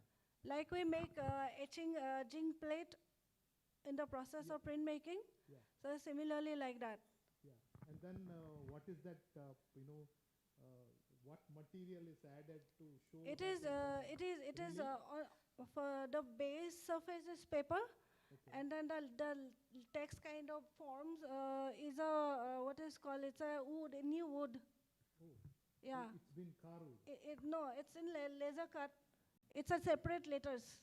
Oh, separate letters. Laser Yeah, then carved, I stick on onto the that. top, Yeah. You have a graphite rubbed on it. Yes.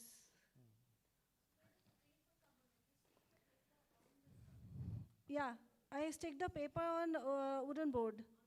Yeah, then I carve the paper and engrave the paper, yes. Yeah, it's a long process.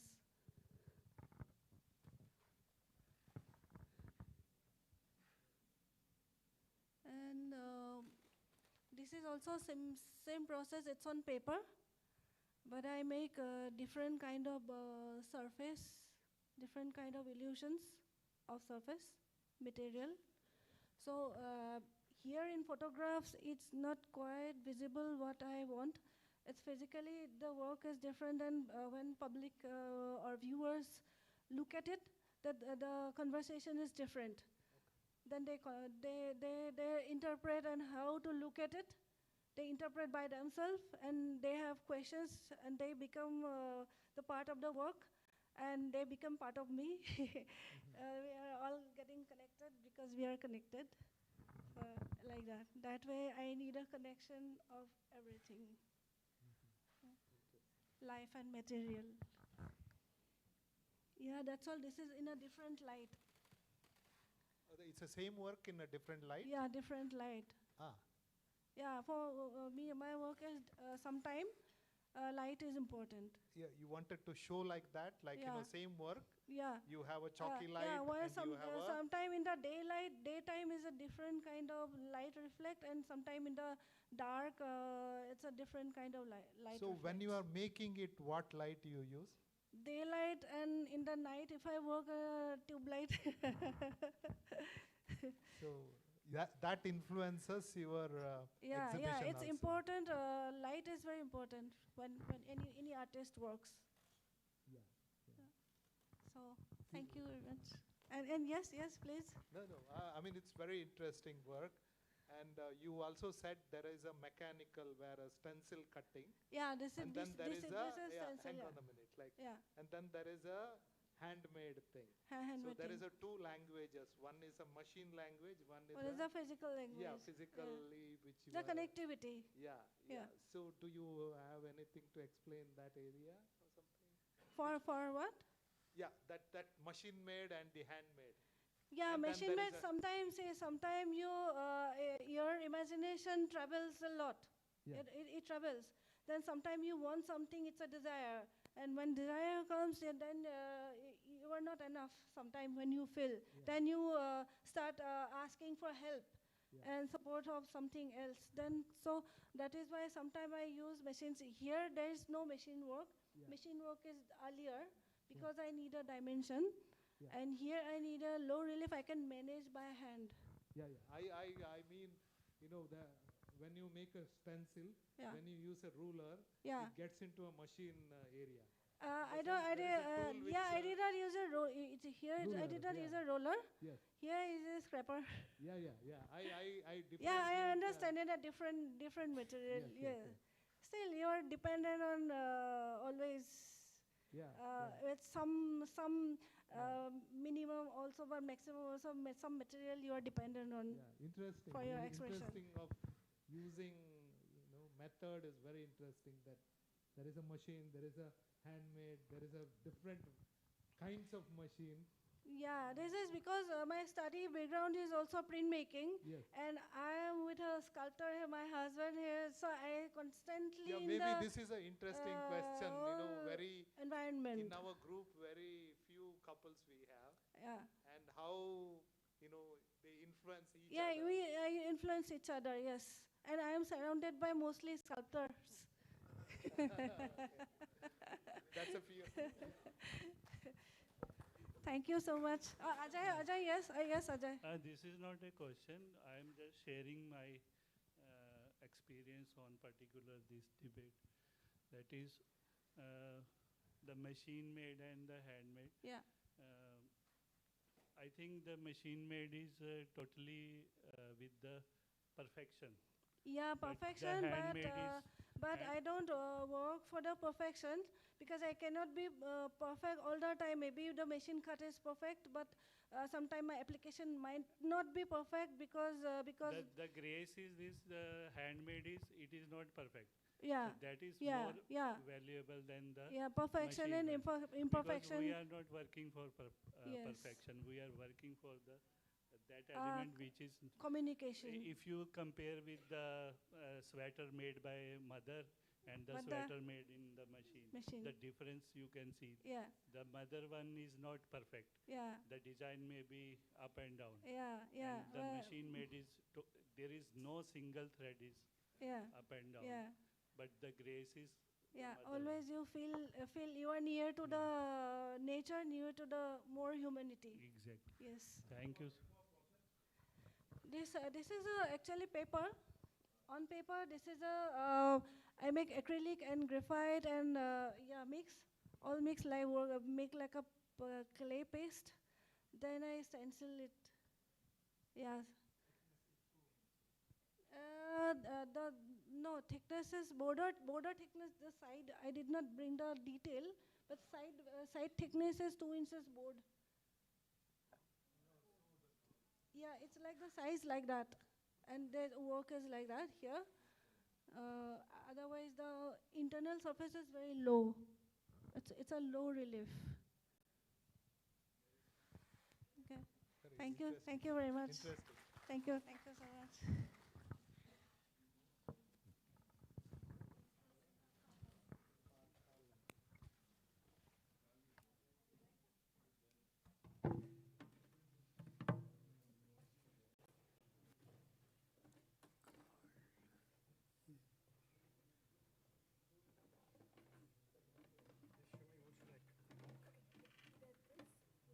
Forward, this is forward. Yeah, and this is backwards. Yeah, okay.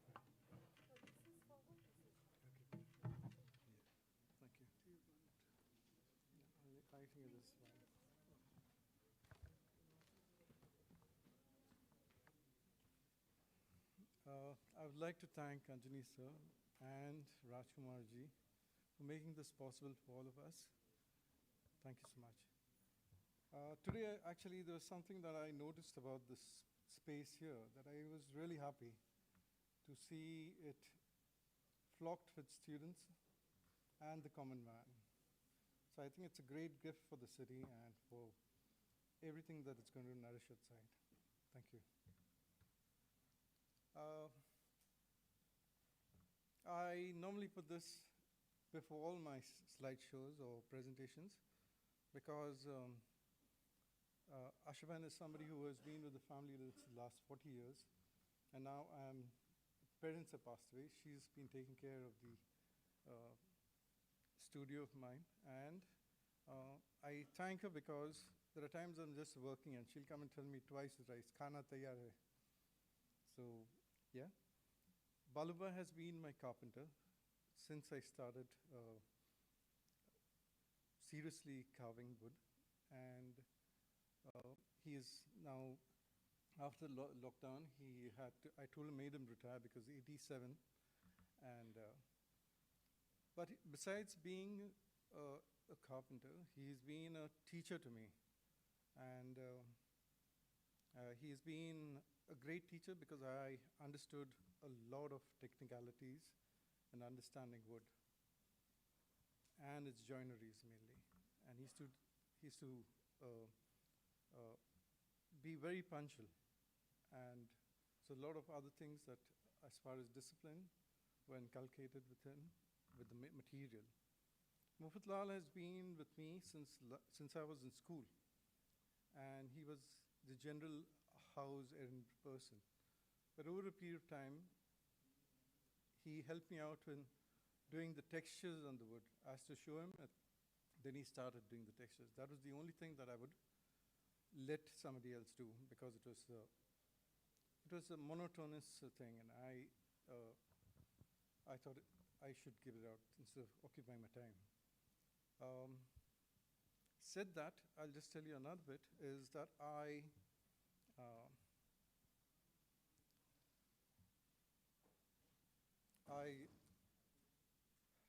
don't make maquettes before I start my work. I do a lot of sketches, seeing the log, and the only time I make a maquette is when I'm invited for a symposium, and that's the only time. Now, it won't take much of time, I'll go straight back.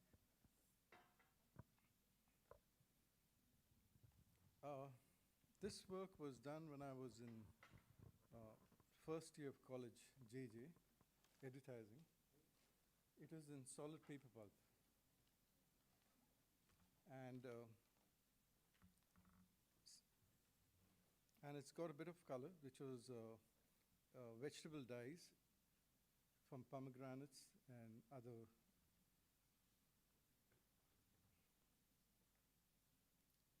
This was again a show which was by RPG in Bombay. It's a solid paper mache, you said. So it doesn't cracks. Solid no, paper it's solid. mache? It's solid. It's got an armature inside, and I would make the pulp and fill it up like as if I'm working with clay. And it's after drying, or in the process itself you start? Not after drying. You gradually build it up because if there's too much because it has water, it would fall apart. If there's too much of load. Oh, I thought it will get a crack if it's a solid. No, it doesn't, because paper, once it's wet, it's fibrous, so it holds each other. Oh. And I would use a glue inside. Yeah, it's around 1 feet thickness. No. The height. Yeah, thickness. Yeah. Thickness, it varies in different. Like the faces are solid, so they'd be almost about. 1 feet. 1 feet. Sorry. Yeah. 1 feet height-wise. Width would be about 7, 8 inches. Beautiful.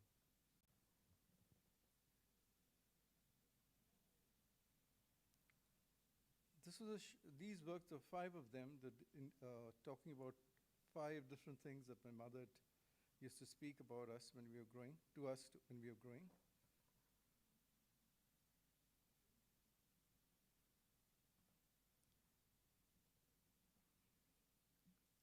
Living theatre was one of my earlier works when I just joined Kanuria in '93.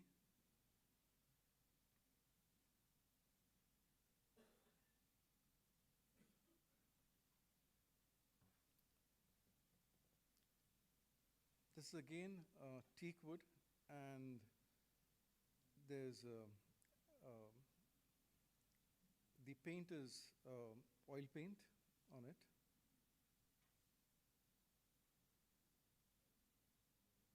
Incidentally, this work is in the Modern Art Gallery, but there's a slight accidental, it's not smirking donkey, it's smoking donkey there.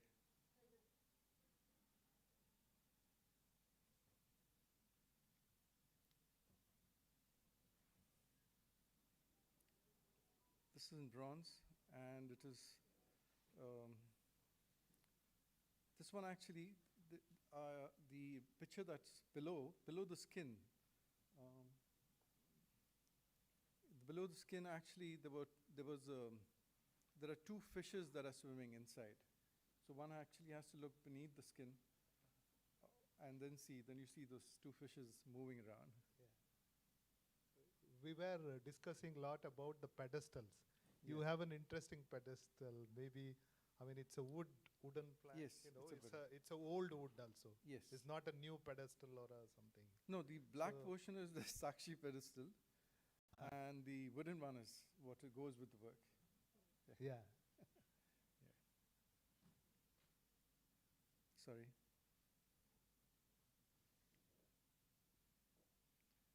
There was an international exhibition in Ahmedabad by Anupam Penta, and they had given different topics to different artists to work on. One of the topic that I got was based on working about the jalis that you normally see people religiously tying a wish on it. I couldn't do that because those jalis have stood the test of time for people to tie the faith and realize that it is either fulfilled. I couldn't do that, so I chose to make a jali on the head and ask people to write what they wished for the city. Also, the show was, the entire show was opened by the mayor of Ahmedabad. And so what you see hanging from that, those are wishes. So this was in between. By the end of the 7 days, the entire tree was covered like a banyan tree coming right down to the floor. These are people from the street coming and writing their wishes.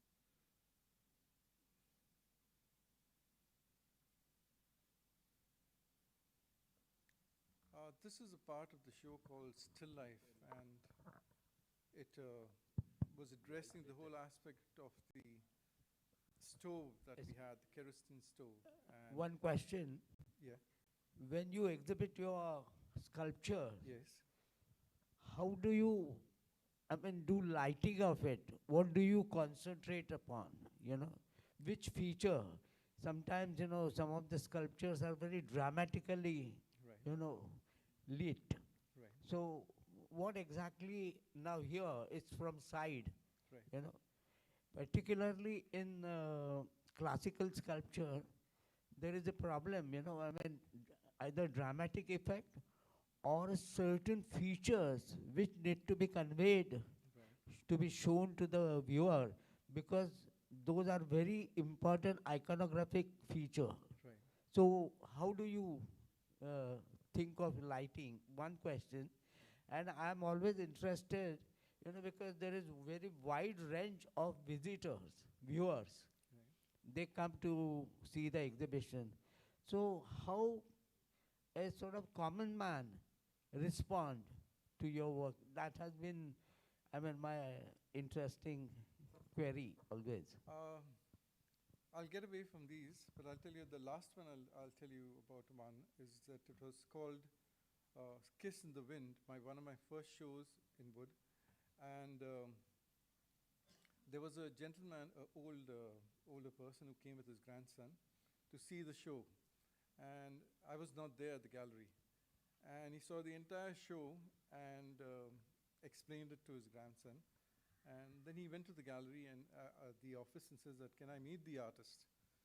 And the next day, the gallery gave him a time to call me up and told me that there's somebody who would come down to meet you in the evening. And when I reached there,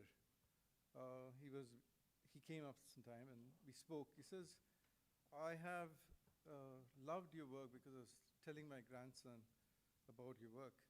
But there's this one work, firstly, it has a very strange title. And secondly, it has a hand reaching out to an area which is, I couldn't show to him. And then I understood his position, what he was addressing. So I told him, actually, it's Kiss in the Wind. And the kiss that I'm talking about is about a situation that I was sitting on the hill in Leh, and I all of a sudden got the smell of a dal, which just made me forget that I was sitting in a place, and I started looking out, where's my mother? Because the smell of the dal was like exactly that my mother used to cook. And so I just thought, so that's where the title came about, A Kiss in the Wind, because it breezed through me. And he says, okay, what about the hand? He says, the hand is the bosom of the lady. I said, look closer. Is it touching, or is it the body has become liquid and it's touching something in? Because the fingers right till the knuckles were not seen. So that's what I say. Sometimes it's when you tell the person what it's all about, that's the reason I don't, is that it insults, it's not insults, it's to a certain extent it would be, but it would be that I want them to start wandering into it and have their own interpretation.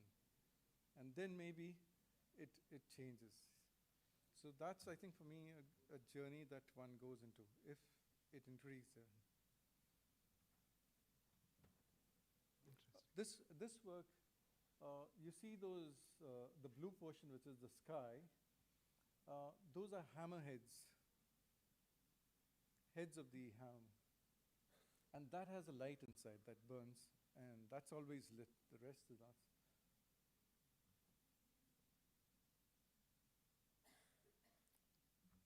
This is from my last show at Espas. It was called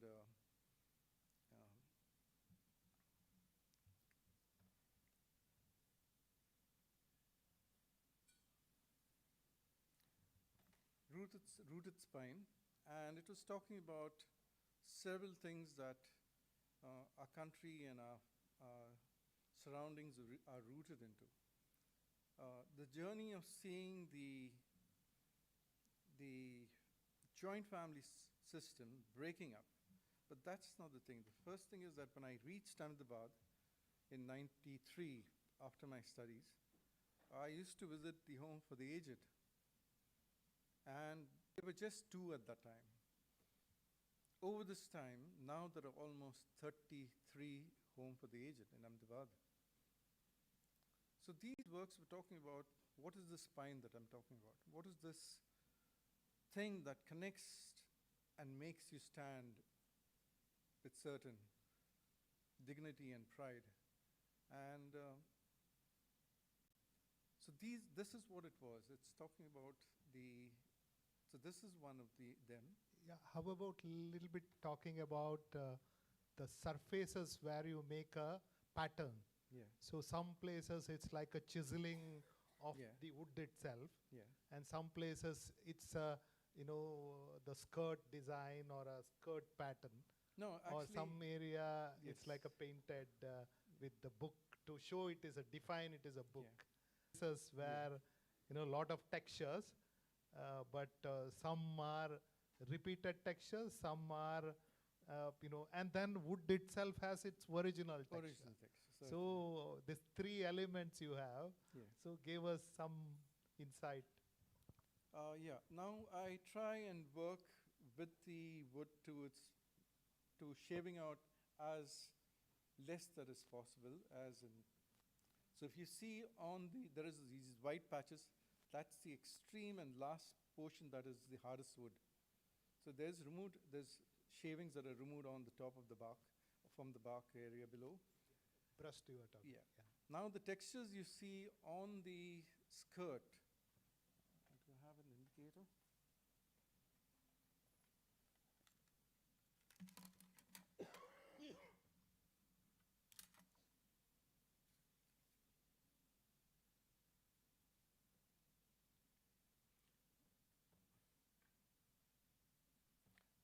The texture you see on the skirt is basically just not a texture.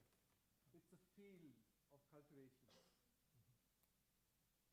So what does a family do? It cultivates certain values in the family. It cultivates and sees it from the seed to its complete growth. So there are certain metaphors within what I do. So those are things. The crown is just not a crown. It's basically giving back to those parents of yours. Yeah. So these are things that so there are metaphors in whatever I do, and that's how the work comes about.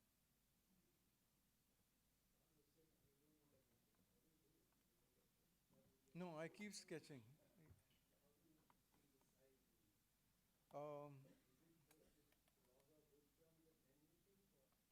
No, if you come to my studio, I have logs, which I had purchased many years ago, because now I work in Burma teak.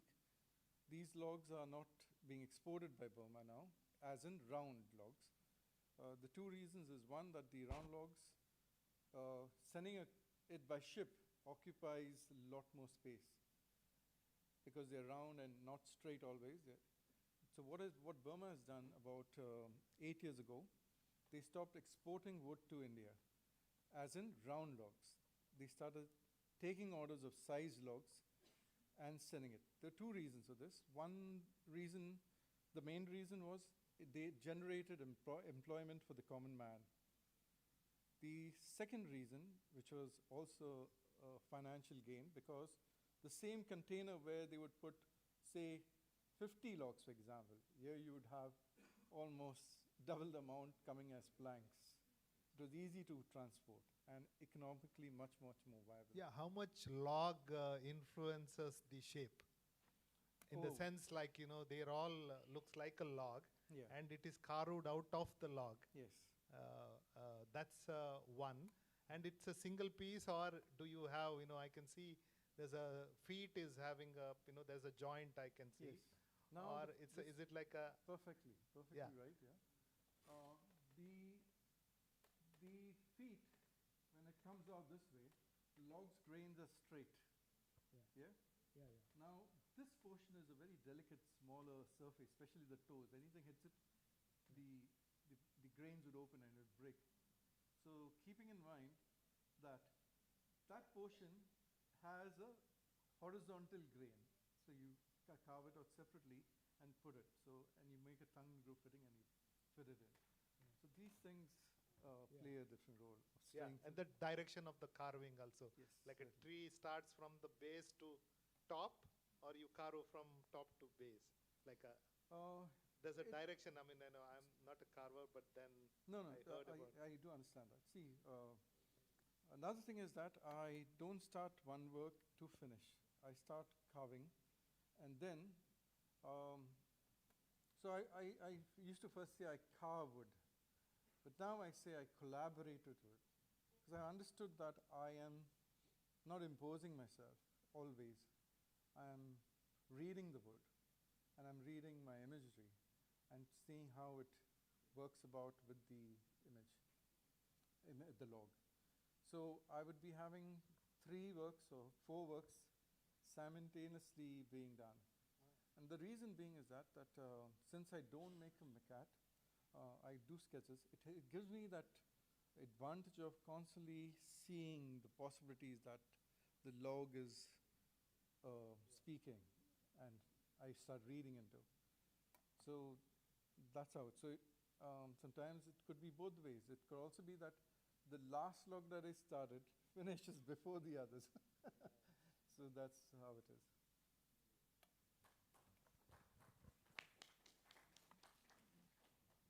This is the final one.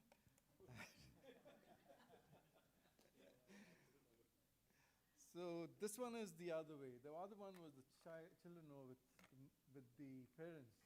Here the children are there with the parents, but they are somewhere else. And again, these feet have the same structure. But in the other one, the backbone is a tree. The foliage comes onto the children. I don't have an image of that. But in this one, the tree is a bonsai. So they're all metaphors again.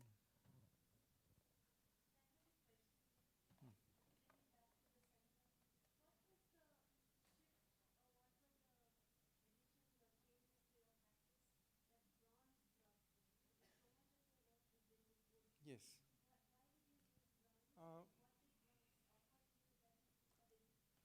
It was just a joy of trying to see another material, see how I realize an image with that. In this, it's a different process. And as I think you said, the additive and the subtractive. This one is the subtractive process. So what you knock off, you can't place back. While in working with clay or wax, you can always add and remove. The possibilities are endless. This one, it's a different. In this material, it's a different process. So that's it. So I enjoy bronze. I do my patination myself earlier. Now I understand the problems of the acids fumes, and so I've not been doing it. I know there are people who are much better than me in doing that. So only the patination I give out, but I stay there and oversee it. But in this case, the work that is in BR Museum, I must thank Rajkumarji and his brother who does the patination for doing a great job. Yeah. Thank you so much. Thank you. Oh, there's one more. Sorry. One more. This one was done during the lockdown, and it's a takeoff from the calf bearer. If you see the stone sculpture, but here I took it off from there, and I brought in the tree as with the seed. So it's not only the calf, it's the tree also that is the life generator. I hope no more. Oh yes, there's one more. Sorry about this.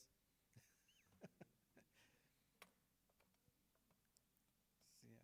So this one is called Lady with a Plan, and I've got many people coming and ask me, no, it's Lady with a Plane. So, but it's Lady with a Plan. It's about how you nurture your mind. And so the back of the head is a seed with a tree with a cloud of water on it, which nurtures everything. I hope this is last. Yes? Thank you so much.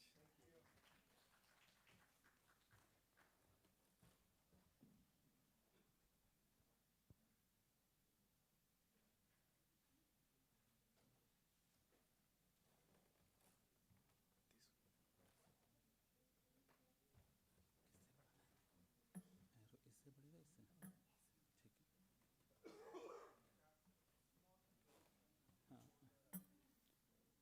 हाँ नमस्कार मेरा नाम विकास प्रताप सिंह है मैं लखनऊ से हूँ और मैं धन्यवाद करता हूँ बिहार म्यूज़ियम को अंजनी सर को राजकुमार जी को जो उन्होंने मुझे ये एक प्लेटफॉर्म दिया। मेरा जो काम है जनरली मैं टेराकोटा में करता हूँ, क्योंकि टेराकोटा मैं इजीली हैंडल कर सकता हूँ और उसका जो फायरिंग या कह लीजिए कॉस्ट वाइज मैं अफोर्ड कर सकता हूँ। और मेरा जो काम है अभी जो आप देख रहे हैं ये ब्रॉन्ज में है, डिस्प्ले है। इसका जो डिटेलिंग आप देख रहे हैं, पहले ये क्ले में था, अभी ये प्रेजेंट में ब्रॉन्ज में डिस्प्ले है। इसका जो डिटेलिंग है, मुझे बिलीव नहीं था कि इतना डिटेल ये ब्रॉन्ज में आएगा टेराकोटा के बाद। तो मैं आगे इसको बढ़ाता हूँ जिससे आप इसको रिलेट कर पाएंगे। ये मेरा टेराकोटा का वर्क है। जनरली मेरा जो काम है कुटुंब को लेके है, फैमिली को लेके है। जितने भी काम मेरे देखेंगे आप इसी के आसपास आपको देखने को मिलेगा। ये एक फैमिली को मैंने दिखाया है जो जॉइंट फैमिली रहती है, और जॉइंट फैमिली का जो खुश रहते हैं उसको मैंने इससे दर्शाया है। जनरली ये जो आप देखेंगे सबके मुंह खुले हुए हैं, एक खुश के मारे सब खुल के हंस रहे हैं अंदर, ये तो कह सकते हैं।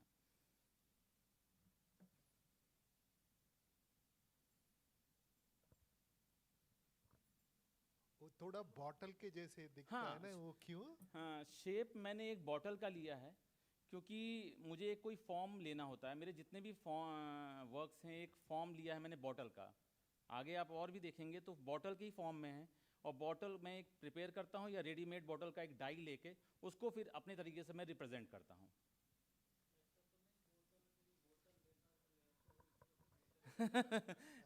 नहीं, ऐसी बात नहीं है।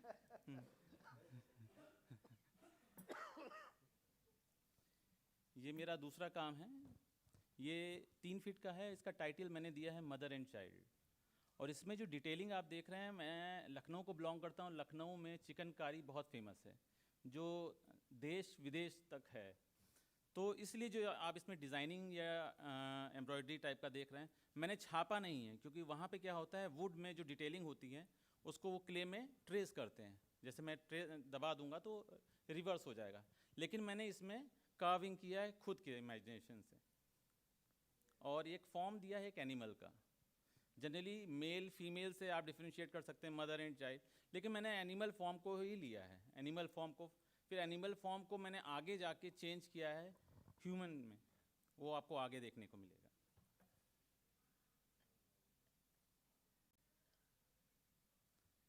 ये मेरा इस बार नेशनल में सिलेक्शन था। ये 5 फीट का है और इसका टाइटल है फैमिली। ये मैंने अपने आप को दर्शाया है, और इसमें आँखें मैंने नहीं दिखाई हैं। आँखें इसलिए नहीं दिखाई हैं क्योंकि जो सामने देखने आएगा, जो दर्शक आएगा, वो उसको खुद अपनी आँखों से देखे। आप देख रहे होंगे इसमें फीमेल के कान नहीं हैं, क्योंकि मैं मेल का मुंह, मतलब आदमी बोल रहा है लेकिन फीमेल सुनना नहीं चाह रही है। और आदमी के कान दिए क्योंकि फीमेल बोल रही है, आदमी सुन रहा है। और इसमें छोटे छोटे अगर आप देखेंगे डिटेल में घर हैं, तो एक आर्टिस्ट को कह लीजिए या किसी को भी कह लीजिए, एक घर की एक ज़रूरत होती है जो बेसिक्स, मतलब नीचे से चालू करके एक अच्छे घर के लिए स्ट्रगल करता रहता है। जी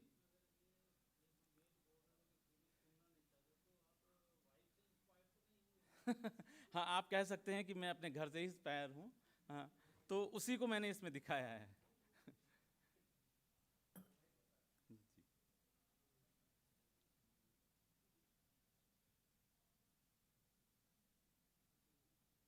इसको भी 2 पीस में बनाया। हाँ, ये अभी ब्रॉन्ज का ट्रांसलेट हो गया ना उसका।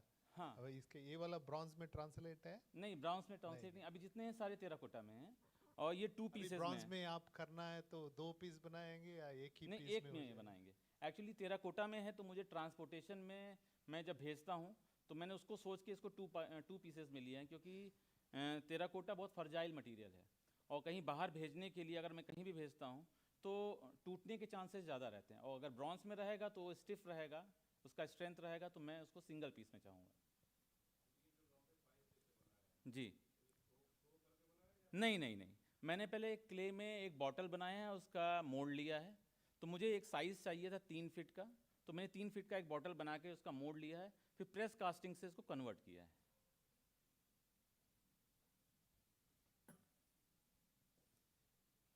ये मेरा रिसेंट वर्क है। ये भी फैमिली है। इसमें मैंने आप देख रहे होंगे, इसमें गोल्ड वर्क मैंने लगाया है हाथ में।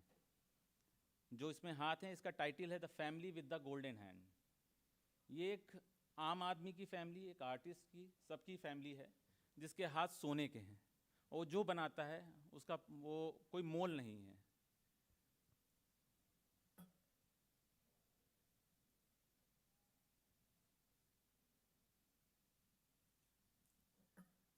Thank you. बिल्कुल बिल्कुल। जी मैम। हाँ।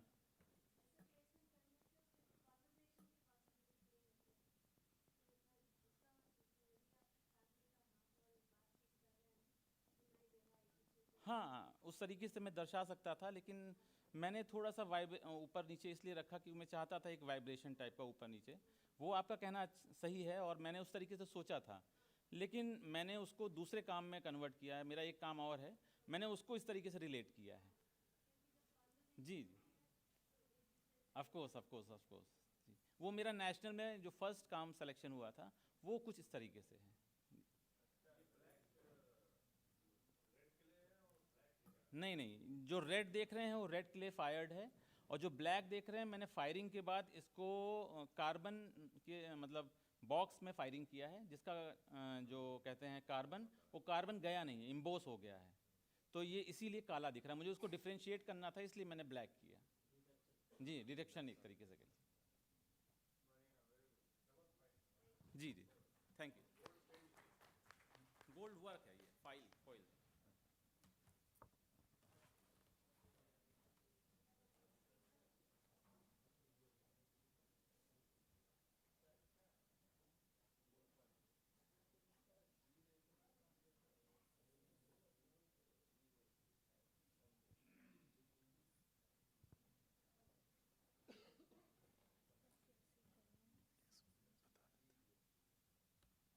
ये केवल ये आगे होगा, backward forward. Good evening everybody. सुबह से बात करते करते अब इवनिंग हो गई है, तो मैं ज़्यादा टाइम नहीं लूँगी। मैं दिल्ली से हूँ, और I have been trained as a painter, and I have been practising for 30 years now. मेरा शुरू से झुकाव अर्बन आर्किटेक्चर की तरफ रहा है, क्योंकि मैं एक ग्रोइंग सिटी में पैदा हुई, और जो मैंने देखा वो आर्किटेक्चर उस टाइम दिल्ली का बहुत डेवलप हो रहा था, और अभी भी आप देखेंगे तो थ्रू आउट द वर्ल्ड आप यही महसूस करेंगे कि बहुत तेज़ी से हम लोग डेवलप हुए पास्ट 30 years में। और हम उस चीज़ को बहुत ज़्यादा इग्नोर कर देते हैं, क्योंकि हम वो हमारे एक एवरीडे का पार्ट बन गया है। तो आप यूजुअली जीते तो एक सिटी में हैं, पर आप कभी उसको अप्रिशिएट नहीं कर सकते, उसकी ब्यूटी को अप्रिशिएट नहीं करते, बिकॉज़ आप अपनी लाइफ में इतने ज़्यादा बिजी रहते हैं। तो मेरा आइडिया ये होता है कि मैं अपने काम के थ्रू आपकी अटेंशन वहाँ तक लेके जाऊँ, जो हम इतनी सुंदर हम लोगों का माइंड है और हम इतना क्रिएट करते हैं, उसको मैं आप तक लेके आऊँ अपनी एक लैंग्वेज में। तो मैं बहुत सारे मीडियम्स में काम करती हूँ, और मीडियम मुझे बहुत एक्साइट करता है। दो मेरा जो कहना है और जो मैं कहना चाहती हूँ वो सिर्फ सिटी से रिलेटेड है, आर्किटेक्चर से ही रिलेटेड है, और उसके माध्यम से हमारे इमोशंस से रिलेटेड है, हमारे रिलेशनशिप्स से रिलेटेड है। तो मैं पेंटिंग करती हूँ, मैं वीडियोस बनाती हूँ, और स्कल्पचर मैंने ट्रेनिंग कोई नहीं ली, इसलिए 2010 में मुझे लगा कि मुझे स्कल्पचर करना, it comes as a need. You want how to express yourself more. तो मुझे मुझे लगा कि मुझे स्कल्पचर करना चाहिए, बट मेरे पास चुनौती ये थी क्योंकि आपके पास ट्रेनिंग नहीं है, तो आपको, और मेरे लिए to have a conversation with my material, एक मटीरियल को अपना बनाना बहुत ज़रूरी है, उसको फील करना बहुत ज़रूरी है, उसके साथ उसको अंडरस्टैंड करना बहुत ज़रूरी है। तो मैं कौन सा ऐसा मटीरियल चूज़ करूं जो सिर्फ मेरा हो। It has to be a very personal thing for me, क्योंकि मैं अपने स्टूडियो में अकेले काम करती हूँ, इसलिए मेरा रिलेशनशिप विद माय स्पेस, जो स्पेस है मेरी और जो मेरा रोज़ का दिनचर्या है, वो मेरे लिए बहुत इम्पॉर्टेंट है और उसमें मुझे खुशी मिलती है। इसलिए जब मैं अपने स्टूडियो में जाती हूँ तो मटेरियल के साथ जो मेरा इंटरेक्शन है वो बहुत ज़्यादा इम्पॉर्टेंट हो जाता है। तो how to choose a material जिसमें मुझे किसी और की हेल्प ना लेनी पड़े, और वो जो मेरी लैंग्वेज है वो कंटिन्यू हो रही है, वो कंटिन्यू होती रहे, कि किसी को ये ना लगे कि अब तुमने कुछ अलग ही क्यों शुरू कर दिया, क्योंकि मैं एक थॉट प्रोसेस के साथ इतने सालों से उसको डेवलप कर रही हूँ, तो इम्पॉर्टेंट है मेरे लिए जो मटेरियल मैं यूज़ करूँ। सो बैठे बैठे ख्याल आया, वाई नॉट स्टेपल पेन्स। ये सब जो आप मेरा आज काम देखेंगे, मैं सिर्फ अपने स्कल्पचर के बारे में बात करूँगी, because this show is about sculpture, it's about solidity, and so I thought I should just show my sculptures here. तो स्टेपल पिन्स के मैं काम दिखाऊंगी, मैं केवल स्टेपल पिन्स को जोड़ के काम करती हूँ। स्टेपल पिन्स मैंने क्यों चूज़ किया, क्योंकि ये एक बहुत ही कंटेम्प्रेरी मटेरियल है, हमारे सामने है पर हमें कभी दिखा नहीं। तो मेरे लिए स्टेपल पिन्स एक बहुत फ्रेजाइल मटेरियल है, आप जैसे ही उसको पकड़ेंगे वो तितर बितर हो जाता है। उसको हमने कैसे जोड़ना है, जोड़ने का मतलब सिर्फ ये नहीं है एक मटेरियल को जोड़ना है, जोड़ने का मतलब है हम अपने थॉट प्रोसेस को कैसे जोड़ते हैं, हम अपने रिलेशनशिप्स को कैसे जोड़ते हैं लाइफ में, और जो घर हम बनाते हैं, जिस आर्किटेक्चरल स्पेसेस में हम रहते हैं, उनका क्या मायने हैं हमारे जीवन में। मेरा काम उससे रिलेटेड है। सो इनिशियली आपको लगेगा कि ओके ये बहुत सुंदर है, आप उसकी तरफ अट्रैक्ट होंगे, बट आप जब उसको ध्यान से देखेंगे तो it's talking about our relationships with each other, are how our systems work. एक आप स्पेस के अंदर जैसे एंटर करेंगे, आपको उसकी वाइब्रेशन महसूस होगी। मैं आपको उस वाइब्रेशन को समझने के लिए आमंत्रित करती हूँ अपने काम के थ्रू। सो ये काम मेरे काम स्टेपल पेन्स जो हैं मैं यूजुअली फैक्ट्री से लेती हूँ, पहले मैं लोकल वेंडर से लेती थी, तो वो नीड इतना है, इतना बल्क में आता है, तो अब फैक्ट्रीज़ को मैं अप्रोच करती हूँ कि प्लीज़ स्टेपल पेन्स प्रोवाइड करिए। स्टेपल पेन्स डिफरेंट साइजेस में आते हैं और मैं उसके हिसाब से अपने स्ट्रक्चर को बिल्ड करती हूँ। So this is one of the works that you see. Staple pins को एक एग्जिबिशन स्पेस में लाने के लिए मुझे 2 साल लगे, because every material has its own language. It has to be understood, it has to be, we as an artist, we have to not only understand the material, we have to fall in love with it to be able to use it for years and years and years after. I am sure कि हम सब यहाँ artist बैठे हुए हैं तो हमें अपने मटेरियल से बहुत ज़्यादा प्यार है और हम उसको समझते हैं। तो 2 साल लगे पूरे उसको पब्लिक तक पहुंचाने में, क्योंकि मुझे समझना था कि मैं इसको जोड़ूंगी कैसे और मैं इसके थ्रू कहना क्या चाहती हूँ। तो अब जो मैं स्लाइड्स दिखाऊंगी वो डिफरेंट शेप्स और डिफरेंट साइजेस के स्टेपल पेन्स हैं जिनको जोड़ के मैं बनाती हूँ। I hope you will enjoy it.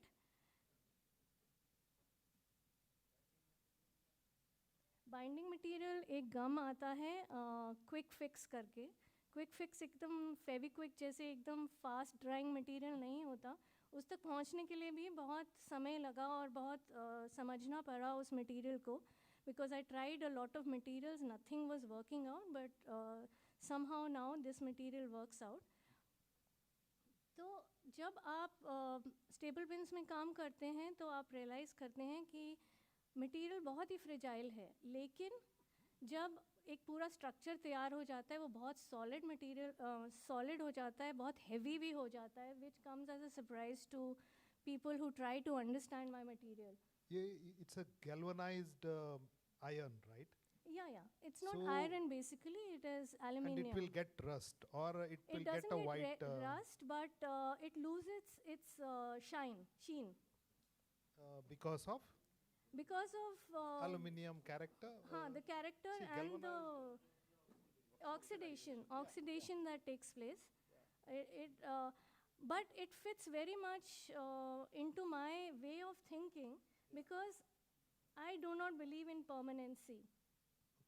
I do not believe that we are permanent. I do not believe that relationships are permanent. I do not believe that, we are here forever. So why don't we accept it? Why bronze then? You have a bronze relationship. I'll come to that. Bronze is the first time I've used bronze. And I don't mind taking up challenges when it comes to my material, but it has to fit my system. It has to go with my psychology of working, right? I just can't adapt to a material just because you're asking me to do that. So this was a big challenge for me, and I'll obviously talk about that. And let's see if I can answer your question at that point. So giving a shape to staple pins is also a challenge. In this case, you see it's a cylindrical shape. So sometimes to bring it together would take me about 6 to 12 months to finish a piece. And I have to patiently work towards it. It's like you do it with your hands, and it's like एक minute का आपको हिसाब अपने दिमाग में रखना पड़ता है, बिकॉज एक आर्मेचर आप नहीं बना सकते, because everything is transparent out there, the armature will show, and obviously the material is so fragile कि आप उसको कैसे एक शेप देंगे. तो आपको it is all about meditating with your material at that point of time. So it takes a long time. अगर 1 भी मिलीमीटर का फ़र्क मेरे को चिपकाने में हो गया, और कई बार ऐसा होता है कि जो आपने गम लगाई है वो 4 महीने के बाद एक्चुअली एकदम सॉलिड होएगी, तब तक वो स्कल्पचर थोड़ा सा शेप बदल लेगा, और जैसे ही वो शेप बदलता है you can't see it from the naked eye, but you can understand that in 6 months it would have changed a bit. So कई बार वो पूरा शेप ऐसे बदल देता है कि आप आगे उसके काम ही नहीं कर सकते, तो पूरा शेप वेस्ट हो जाता है. ऐसे बहुत शेप्स वेस्ट हुए हैं. सो इस काम में मैंने पूरा एक एरिया में which was I think 15 by 15 feet का स्पेस था. नीचे यहाँ शीशा है और उसके ऊपर काम रखा है. Created a whole city. This was a big work.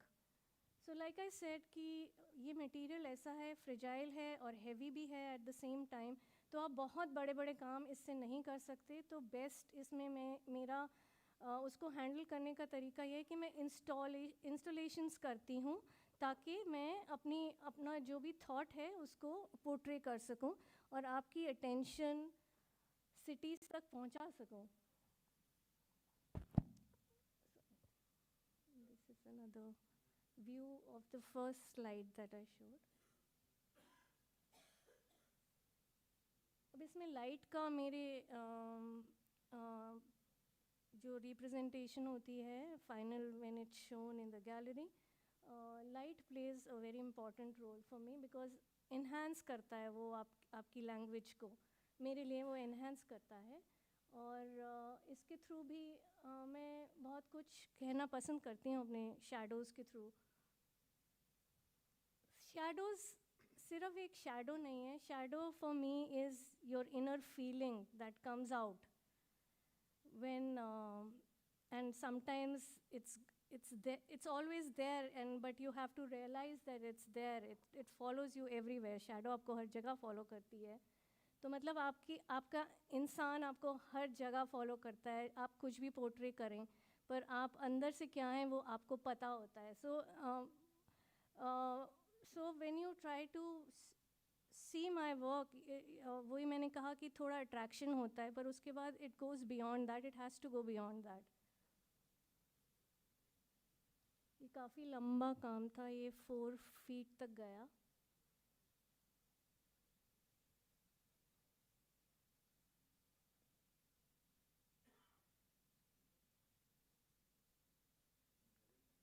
So मैं थोड़ा आर्किटेक्चरल स्पेसेस से ऑब्वियसली इन्फ्लुएंस्ड हूँ, बट जब मैं काम करती हूँ मैं ड्राइंग्स नहीं करती हूँ. आई एम वेरी श्योर कि मुझे क्या शेप चाहिए, पर वो जो शेप आज शुरू हुई वो 6 महीने के बाद ख़त्म होती है.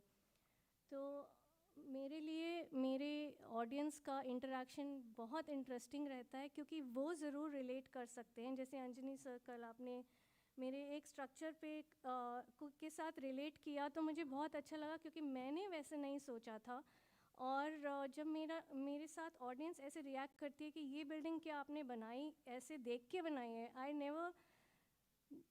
Never see a building and I make it. It's all, ये सिर्फ सबकॉन्शियस से सब कुछ आ रहा है और मैं उसको इन्जॉय करती हूँ, क्योंकि उसमें मेरे को अपने you can go wrong and you can't go wrong, it's like that. So it's very exciting कि देखते हैं जो सोचा है आज और जो बनेगा वो हो भी सकता है या नहीं. it is a challenge, every work is a challenge. ये काम आज तक का सबसे लंबा काम है, ये 20 फीट का काम है. ये इसमें मैंने 33 स्कल्पचर्स यूज़ किए हैं, और जो आपको शैडोज़ नज़र आ रही हैं वो एक्चुअली शैडोज़ नहीं है, वो काम ही है. तो लाइक आई सेड कि वो शैडोज़ नहीं है, वो काम है. जो कुछ लाइट है कुछ डार्क है, because you are standing at a position where you see at the depth. Okay, solid. They are actually not shadows, but they are. It's a play of light becomes very important. How the work is displayed also becomes very important. Scale is very interesting in terms of architecture, and then you are using a very like a brick, like a yeah, the a scale. pin. But same time, I have a question about photography. So photography makes the work enlarged and big. Like architecture case, what happens? You take a photography, architecture becomes a small. In your case, there is a sculpture is small, because of the photography it becomes a bigger. So a little also bit talk it might about be because of the you might say it because of photography, but in my case it's all about perception, how you perceive the work. Yeah, but then there is a tool which photography, no, these works, if you see them in original, they are they big. reminds the scale. They reminds the scale as the photography does. It's how you visualize it. Yeah. Photography actually is not doing as much justice to the work, because from different angles, when you perceive the work, when you see it, it just gives you very, very different connotations. It might look very heavy from one way, one way, or from one angle, and it totally will look as though it's not there. It just becomes very transparent.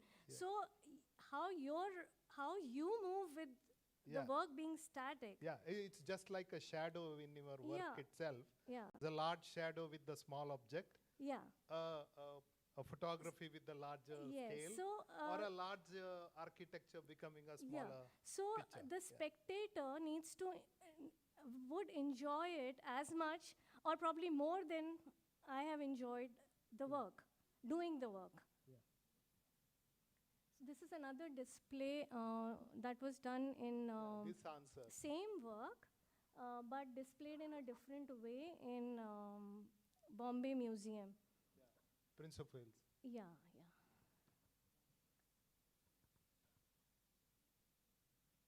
So these type of structures, I'm going back in time where you visit places of interest which already exist, जैसे and then you see half-broken stuff and those help you to understand what the basic structure was or would have been. And I think whatever the civilization we encounter or we study or we see, I think human mind has been incredibly, what do you say, beautifully exploited. We have been able to exploit our talent, our knowledge, everything through architecture in a beautiful way over centuries. This was also 4 feet long work.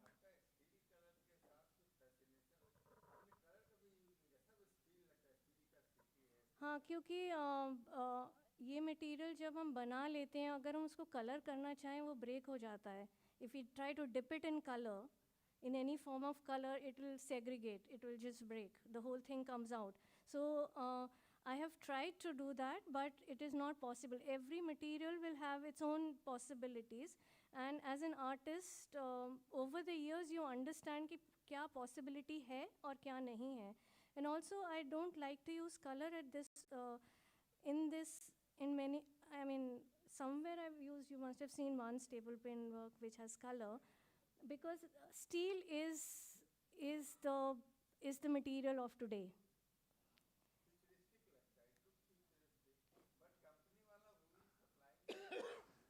Kangaroo. They don't. I think they are very appreciative of what I do, but they don't want to. Yes.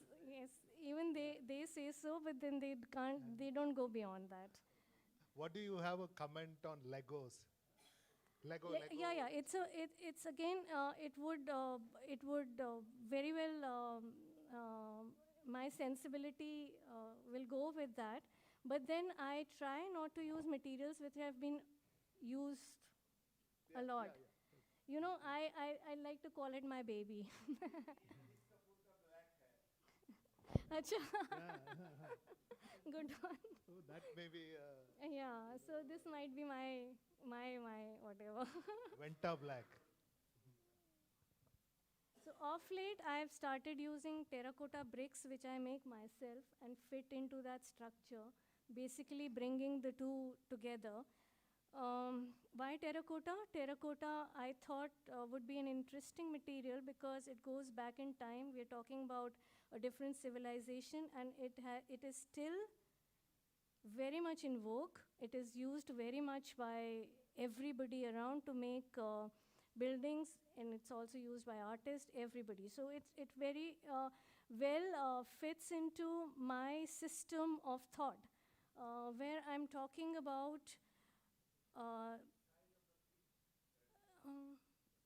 very small, very, very small. Especially ordinary, especially made. I make them myself. So like I said, I enjoy my material and I enjoy working totally. When I'm in command with my material, I love that idea.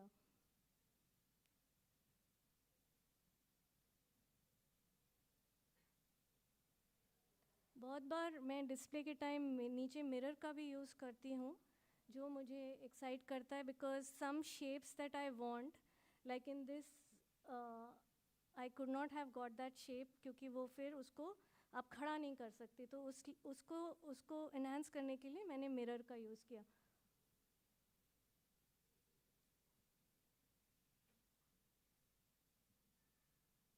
This is again terracotta and staple pens.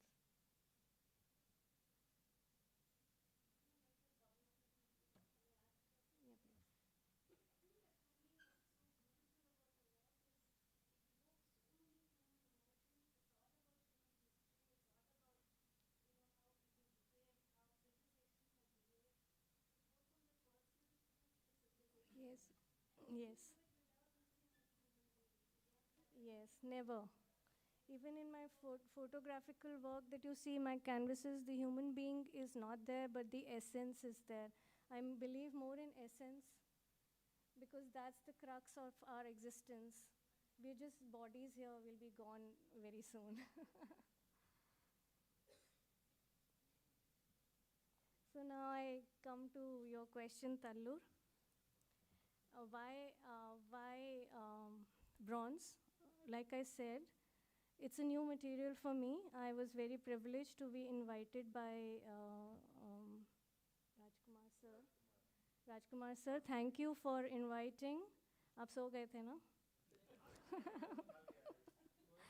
चलो अब आप उठ जाओ क्योंकि मैं बहुत आभारी हूँ कि आपने अपना स्टूडियो हमारे लिए खोला, क्योंकि जब तक हम एक मटेरियल को यूज़ नहीं करेंगे हमें पता कैसे चलेगा कि हमारे लिए वो इम्पॉर्टेंट है कि नहीं. In these two works that are being shown here, very grateful to Anjani sir to invite us over, because हम तो अपने स्टूडियो में काम करते हैं लेकिन हमें कभी भी ये अपॉर्चुनिटी नहीं मिलती है कि हम इतने सारे आर्टिस्ट का काम एक ही मीडियम में देखें. और आज मुझे तो एटलीस्ट बहुत कुछ सीखने को मिला. I am really grateful for that. I found that I found terracotta. I've started using terracotta in my own way to express what I have to.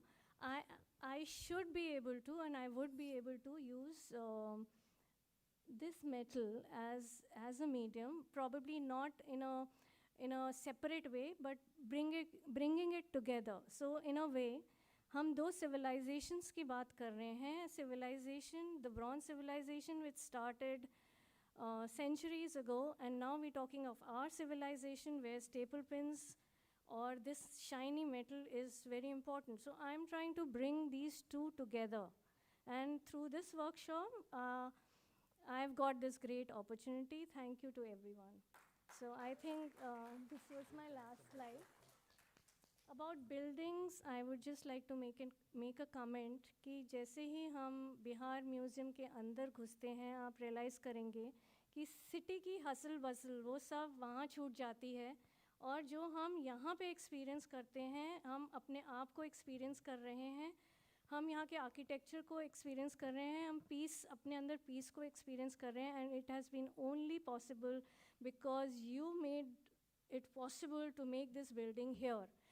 आज शायद हमें पटना में इस बिल्डिंग का सिग्निफिकेंस समझ में नहीं आएगा, लेकिन I am sure that if we feel it, we talk about it, we will realize that it is going to be here forever for people to come here and enjoy peace and serenity in their lives, whatever is left out of it. Thank you so much for having me here.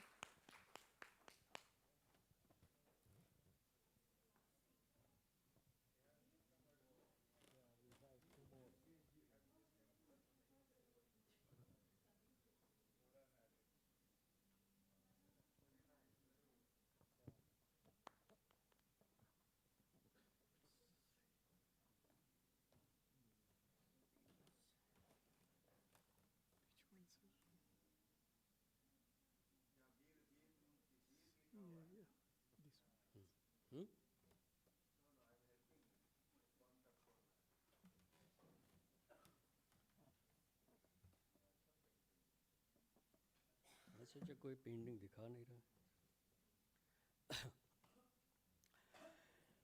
Hello everybody, और मैं बहुत ही खुश हूँ Bihar museum देख के. What a humble experience it is, the way it is made, the quality of it, as Puja ने बताया. And plus I hope every state takes inspiration from this museum so that we can build museum culture in this country, which we are lacking for long. Now, the subject material and the medium. I was wondering medium and material could be one, or how do we define it through our art practices? I began this painting on screen is from 1990. Before that, I thought dialogue is a medium. It is a time when I left Kashmir, or I had to leave Kashmir, and I came to Delhi, a bigger city, where I thought how to resolve the conflict through any medium. I thought dialogue would be the one. We were a bunch of people, writers and artists. We went city to city, talked to people, journalists, other conscious keepers. It was sort of activism, but it worked for a while, then I retreated back, that I felt painting is my medium. What I have learned from Baroda, but only subject matter changed. It became political, personal, because of my experience in witnessing the mass exodus from Kashmir to various places of the country. So I had to unwind my subject matter, what I have learned from earlier from the art institution like Baroda. So the political works I started, I thought at least I should archive the time, the civilization through these medium and material. So I did document that experience, that period through my paintings for many, many years.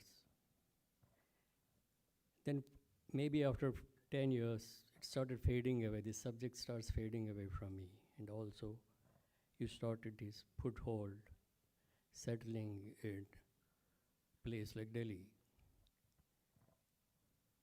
Somehow after 10 years, after 15 years, I went to Kashmir to look for my place, look for my house, which was no more there. So I started documenting those houses which we left behind. So another medium, another material, that was photography. I was not a photographer per se. I don't have image of those here, because for the limitation of presenting few images, I didn't put that. So I've documented most of these abandoned, left out houses which are shut, which speaks of their own. I could see that time what a possibility of another medium is, that is photography, which doesn't put your interpretation into it, which shows the physicality, the shut house as it is, and speaks volumes. And now I started engaging in Kashmir with the people, with the situations. I thought studio practice is not enough. So I started seeing around how could we resolve things through different ways and materials and mediums. How to go forward?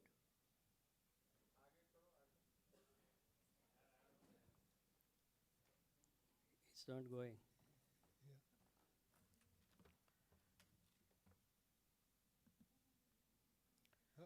Explain the first image, sir.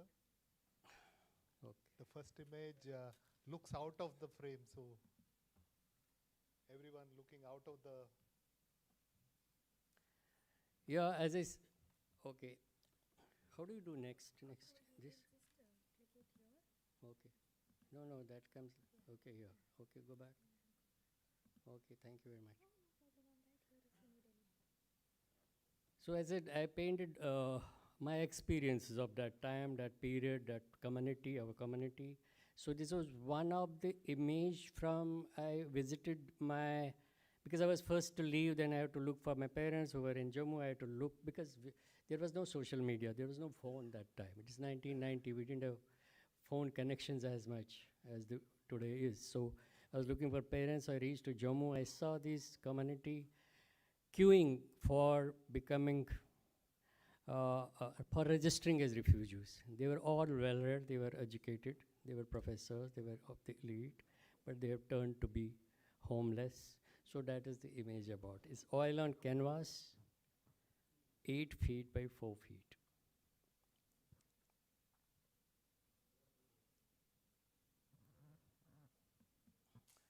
So I started, each period I started now looking for the other mediums and materials. So I started indulging in installations, videos, photography. So each medium has a possibility and limitation too. So what you could show in a painting, you can't show it in installation. What you could show in video, you can't show in the painting. So I thought each time you had possibility to show through mediums and materials. So this was one.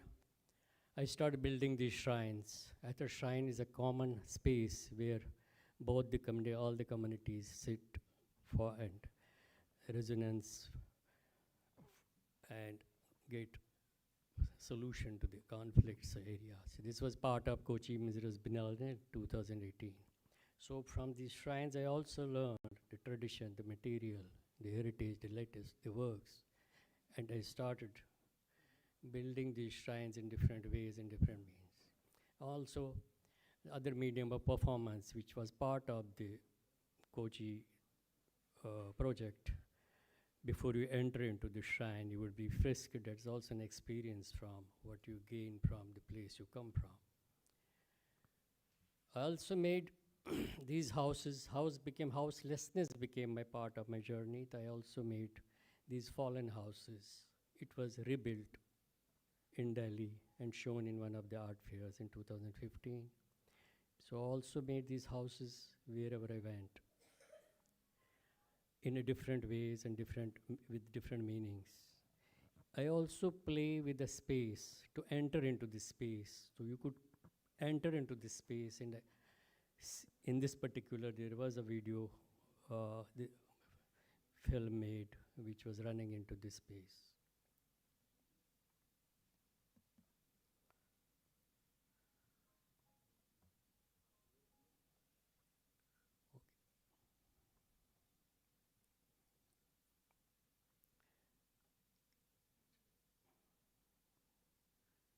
There is no sound in it. Anyway, this is how I build these shrines, and I have, it's sort of, you can see the latest work which comes from the tradition, which comes from the heritage, which you build around the space where I've shown the coffins, and you would also see the material I used was paper mache skin on those bones. Why? Because I used paper mache material on the bones. Using a language that where it belongs to, where it comes from. That's why I used paper mache. Paper mache work, which you normally see on souvenirs, you see on the boxes, you see on the, props, which I used. And later I got engaged with the paper mache craft much more, which I am doing presently. This is one more work which also happened, all the series which happened, Shrapnel, which happened in one of my, again, because my whole of the works have evolved from some experience or there. It was once I was caught between the stone pelters and security forces, and many people got killed, and the next day when you were walking, you saw the whole landscape has changed into different material, this which I call shrapnel. This comes out of these bomb blasts and other fragmented debris which you see all over. There was a quote from the Gandhi in 47, he saw the peace in Kashmir. Usko suraj ki kiran nazar aayi. So I brought him as a welder to weld this in present times. So I built this works all over, made the big chambers where you can enter, you can feel, so that it stays for long with you. So I pushed this material in different ways at different spaces, whether to build chambers or to make animated images or the films out of it. And finally, this is the image what I finally used here in the, I brought these images together and which turned into a fractured carpet, which is painted with traditional material, which I got from these shrines, on the ceilings of the shrines or the heritage houses, in all that. And it also speaks of when you shut your eyes, see Kashmir is very beautiful. You go closer, you will see the conflict. That's why it is fractured. It's in, so the material is changed here. The same shrapnel changed into wood, cut into laser, the same shapes, and connected them together. And also weave the third layer into it, which is the lost heritage traditions. So I will build stories underneath.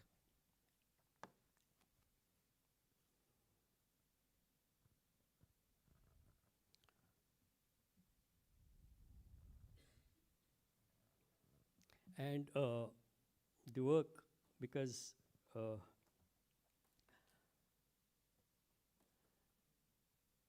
one of the work which is displayed here, which I was fortunate to be invited, Rajkumar ji, thank you very much. हमने कभी browns किया नहीं था, तो ये पहला मौका हमें मिला इस सिम्पोजियम में. हमने बड़ी बातें भी की, ब्राउन्स म्यूज़ियम होना चाहिए, होना भी चाहिए. और वो बहुत ज़रूरी भी है. तो हमारे लिए मटेरियल पहली बार हमने यूज़ किया और अच्छा भी लगा और बहुत कुछ सीखने को भी मिला.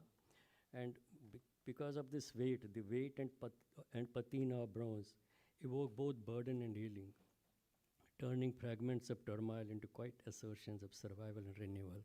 तो bronze का एक अपना ही एक खेल है. So I quite enjoyed it. I hope मैं आगे और इसमें कुछ काम करूं. तो thank you very much.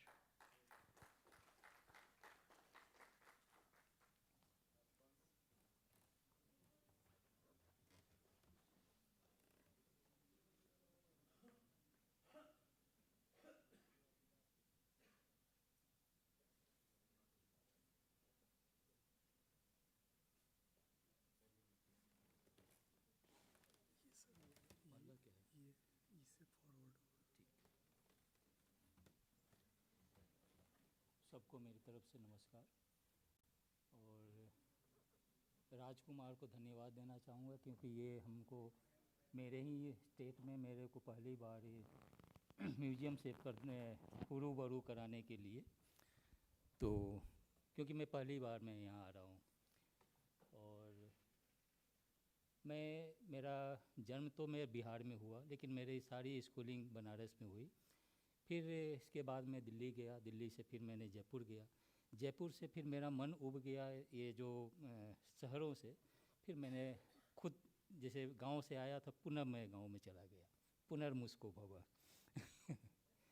तो बनारस में आकर के मैंने जो है वो जो उसका जो सिटी का अपना एक जो कैरेक्टर है, वो जो स्पिरिचुअल जो सिटी है, उसका प्रभाव मेरे ऊपर कुछ ज़्यादा रहा. कबीर और बुद्ध, मतलब वो गांधी, इस सबों का जो है ना एक बड़ा प्रभाव रहा वहाँ पर. उस दरमियान मैंने कुछ काम किया, जैसे स्टोन में, सैंड स्टोन में काम किया था. वो यहाँ के जो सारनाथ का जो म्यूज़ियम है, उसमें भी आप देखेंगे वहाँ के जो बुद्धा है वो ये जो सैंड स्टोन में ही है. और उस समय का जो हमको लगता है ज़्यादातर जो बुद्ध के जो स्टैचू वगैरह बने हैं यहाँ बिहार में और यूपी में, उधर मथुरा वगैरह सब, तो सैंड स्टोन से ही बने थे. ये सारनाथ का ये जो सिंबल है, जो ये जो लाइन कैपिटल जो है ना, उसका जो वो भी ये सैंड स्टोन में, सारनाथ कहीं ये चुनार के सैंड स्टोन में है. तो मैंने ज़्यादातर काम मैंने जब बनारस में रहा सैंड स्टोन में ही किया था. ये काम कबीर का एक दोहा है, उसी से रिलेटेड है. गहरे पानी पैठ जिन खोजा तिन पाइयाँ गहरे पानी पैठ, मैं बपुरिन ढूंढन गई रही किनारे बैठ. तो ये हमको लगता है कि किसी भी विषय को जानने के लिए हमको बहुत गहरे में उतरने की ज़रूरत है. हम करते क्या है कि आज जो जिस तरीके के जो लाइफ बहुत फास्ट हो गई है, तो उसमें सब कुछ जैसे छू लेने की, हमको ये छू लिए और जानकारी हो गई. हमको लगता है कि नहीं, ये छूने से केवल जानकारी नहीं मिलेगी. तो इसमें कई लेयर मैंने पानी के जो है मैंने 3 लेयर दिखाया है. तो जैसे हम अध्यात्म के क्षेत्र में जब उतरते हैं, तो सबसे पहले हमको आनंद की अनुभूति होती है. जैसे पानी सागर में हम कूदते हैं तो आनंद की अनुभूति होती है, उसके लहरों पे बहुत ज़्यादा हम तरंगित होते हैं. तो उसी तरीके से अध्यात्म में भी कहते हैं कि हमको परमानंद की प्राप्ति। कभी ये बुद्ध कहते हैं कि नहीं, उसके और नीचे उतरो, उसमें आपको शांति की अनुभव होगी।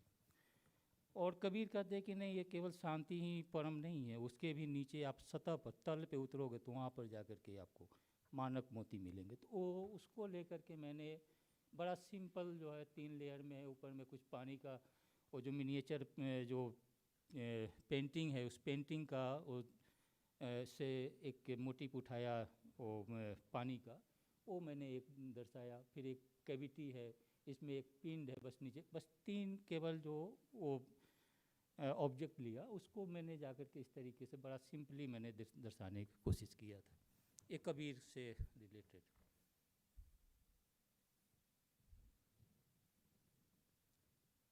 और ये एक मेरा सिरेमिक स्कल्पचर है, इसको मैंने सीमा अवार्ड के लिए मैंने भेजा था, उसमें सेलेक्ट था। तो एक सर्पेंटाइन माउंटेन है, उसमें बीच में एक अपार्टमेंट है, सर्पेंटाइन माउंटेन विथ अगली अपार्टमेंट इसका टाइटल। तो बहुत लोगों ने कहा कि ऐसा है कि इसमें जो अपार्टमेंट है बहुत अच्छा नहीं दिखता है, इसको जो है केवल सर्पेंटाइन माउंटेन रखेंगे तो ज़्यादा बेहतर होगा। उस समय में एक ये पुणे के नज़दीक में पवार साहब का कुछ एक वो पहाड़ी के ऊपर कुछ एक अपार्टमेंट बनाने का कुछ चल रहा था, उससे मैं थोड़ा सा वो मेरा उसका प्रभाव पड़ा था, तो उसके लिए मैंने जो है इसको बनाया। तो कई लोगों ने कहा कि इसको हटा दीजिए, मैं कहा कि ठीक है, सबसे पहले उनको भी बोलिए आपको जो पहाड़ी पे आपने जो अपार्टमेंट बनाया उस पहाड़ी को आप हटा दीजिए, क्योंकि वो भी जो है ना हमको बुरा लगता है, क्योंकि इतना नेचुरल आपकी जो है ना एटमॉस्फेयर है, उसमें एक मैनमेड जो अगली अपार्टमेंट लगाए। तो से मेरा वो ऐसा नहीं है कि मेरे काम में वो सुंदर दिखना चाहिए, ये एक मीनिंग है, इसलिए जो हमको लगता है कि ये अगली अपार्टमेंट भी एक तरीके से मेरे स्कल्पचर के लिए वो सौंदर्य का बोध कराता है, वो मैंने इसको। ये मेरा सबसे अर्ली स्कल्पचर है बुद्धत्व। और जब मैं मास्टर्स कर रहा था तो बहुत लंबे समय तक मैंने स्कल्पचर बनाना बंद कर दिया था, सोचता रहा कि मैं क्या बनाऊँ, कुछ समझ में नहीं आ रहा था। तो मेरा नाम बी से स्टार्ट होता है, तो मैंने अपने नाम का पहला अक्षर उसको जो है ना बी से सिम्बलाइज किया, B for victory, V for Vipul, इस तरीके से करके ये बुद्धत्व है। जैसे आप बुद्ध की जो है ना प्रतिमा है वो एक स्टैचू के तरह होती है, तो मैंने उसको एक क्यों ना मैं उसको एक फंक्शनल, मतलब कि फंक्शन में हो, जिस तरीके से हम अध्यात्म के समय में कुंडलिनी जागरण करते हैं, तो उसकी पूरी फॉर्मेट को मैंने उसको इसमें लागू किया, कैसे कुंडलिनी जागरण होती है मूलाधार से सहस्रार तक जाने का। उसको 2-3 कुछ जो है, जैसे इसमें एक नाभि चक्र है, हृदय चक्र है, जो हृदय में स्पंदन होती है, वो सहस्रार है, पीछे में भी जो मूलाधार, इसका पीछे वाला बैक वाला पार्ट नहीं है इसमें, फ़ोटो मेरे पास नहीं है इसमें, तो वो सब सारे लेकर के मैंने उसको, ये मेरा वो बनारस में रहते हुए इस तरीके के काम मैंने किया था। ये मैंने सिरेमिक जब शुरू किया था तो सिरेमिक में कुछ जो है, ये कई लोगों ने सिरेमिक में ग्लेज एज ए सुंदर दिखने के लिए बनाए लगाते हैं, मैंने इसका भी कोई एक अर्थ, जैसे एक क्रैकल ग्लेज है, आप देखेंगे कि जब ये ग्लेशियर वगैरह जो टूट करके गिरते हैं पानी के ऊपर, तो पानी में किस तरीके से वो जो है ना एक क्रैक्स बनाते हैं, वो जुड़ते हैं कभी आगे पीछे, तो उस तरीके से जैसे लगता हो कि आप जो है ना एक ग्लेशियर टूट टूट करके पानी पे बह रहा हो। और मैं बाहर से हमको गर्मी का एहसास नहीं करा सकते, मेरा क्योंकि मेरा स्कल्पचर का भी अपना वो एक निश्चित उसके जो वो है,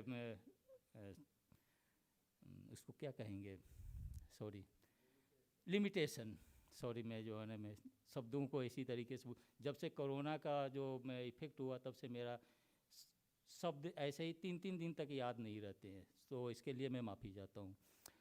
तो इसके अंदर मैंने जो है ना वो रेड कलर का जो, कि रेड गर्म कलर है, तो उस कलर को मैंने इस काम को एक बार एक पूर्वांचल का शो हुआ था दिल्ली में, तो उस समय शीला दीक्षित ने भी इनका इनॉग्रेशन किया था उस समय, और उसके इनॉग्रेशन के 3 दिन बाद एक ज्वालामुखी, आइसलैंड में ज्वालामुखी फटी थी, और कुछ लोगों ने वो फोटोग्राफ्स, वो पेपर में छपा था, वो फोटोग्राफ्स ले आकर के दिखा रहे हैं कि देखिए बिल्कुल ये आपने जो है ना ये स्कल्पचर बनाए, लग रहा है जैसे कि आपका स्कल्पचर है। वो बीच नीचे से वो ज्वालामुखी फूटी थी और उसका आइस का जो है ना वो जो फट करके इधर उधर बिखरा था, तो उस तरीके के तो ये एक जैसे लग रहा हो कि मैं उसके पहले एक अनुभव है हुआ और मैं उसको बनाया।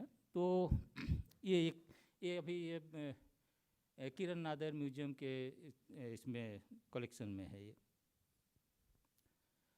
ये काम एक इसका टाइटल है मून एस्केप।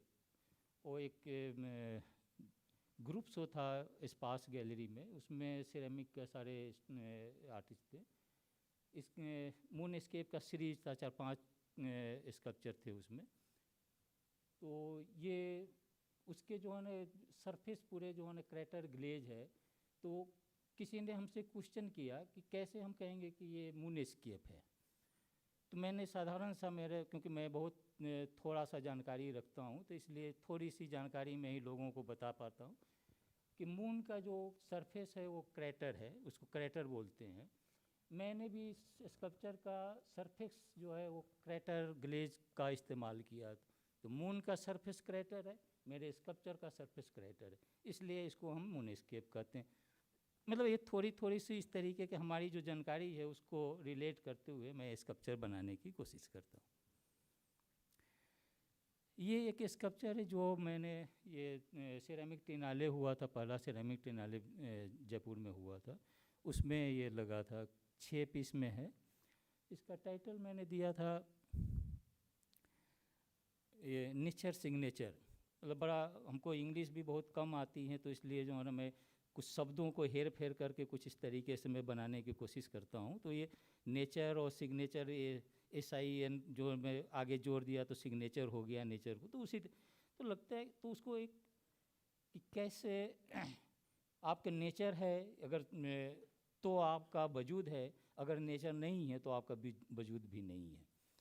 और हम लोग सारे लोग नेचर को के विरुद्ध खड़े होकर के, जैसे लगता है कि हमारी सारी विकास का जो नींव है वो हमको विनाश की तरफ मतलब कि इसको नेचर को ख़त्म करके जो है ना हम मानेंगे, तो उस तरीके से मैंने इसको नेचर सिग्नेचर का एक टाइटल दिया था।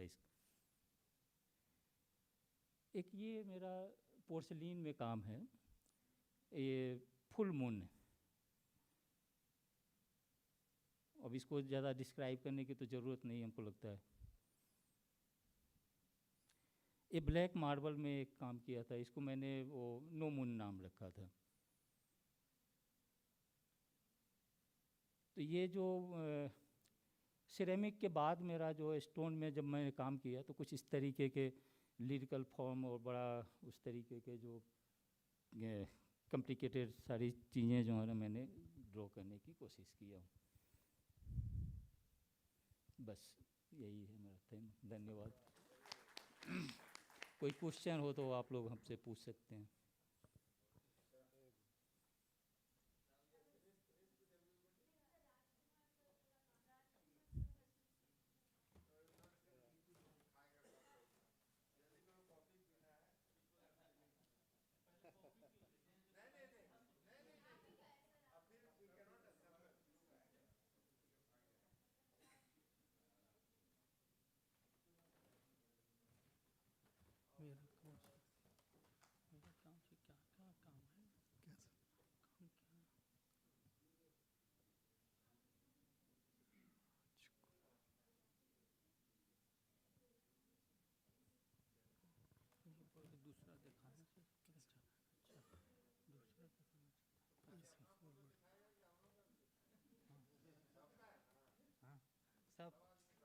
दिखाना नहीं चाह रहा था कि देखने के लिए तो बहुत सारे काम फैक्ट्री में देख सकते हैं, बाकी अभी मैं लंच में जा रहा था तब पूजा मम ने बोले कि कुछ बात से बोल के समापन कर दें, कुछ आप दिखाना नहीं चाह रहे हैं।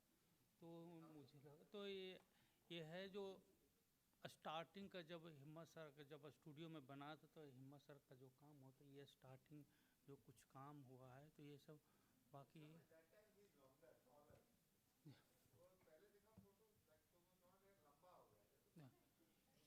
ये एक्चुअली में राजकुमार ये राजकुमार बनावटी है। ये राजकुमार की वजह से फौंडी बना, ये राजकुमार की वजह से फौंडी नहीं बना है।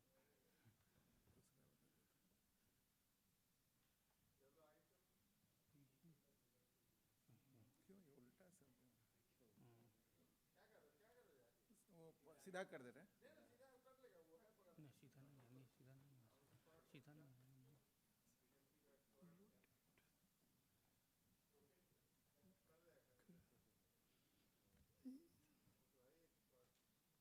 नहीं सर, मैं एक्सपर्ट नहीं होता हूँ। ये फोटो है ये।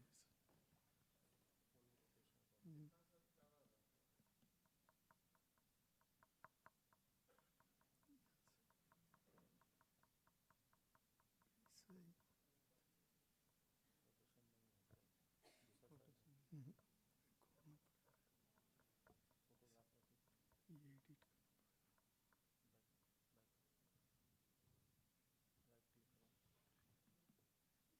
ये एडिट हटा दीजिए, हटा दीजिए, यही ला देते हैं। यही ला देते हैं। ये नहीं दिखाएंगे, ये नहीं दिखाएंगे, ये भी नहीं दिखाएंगे। तो कौन ये सब दिखा देते हैं। ये सब ये नहीं मुड़ता। ये चलेगा?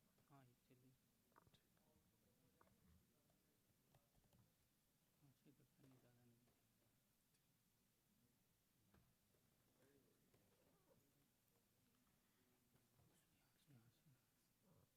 यहाँ से कर सकते हैं।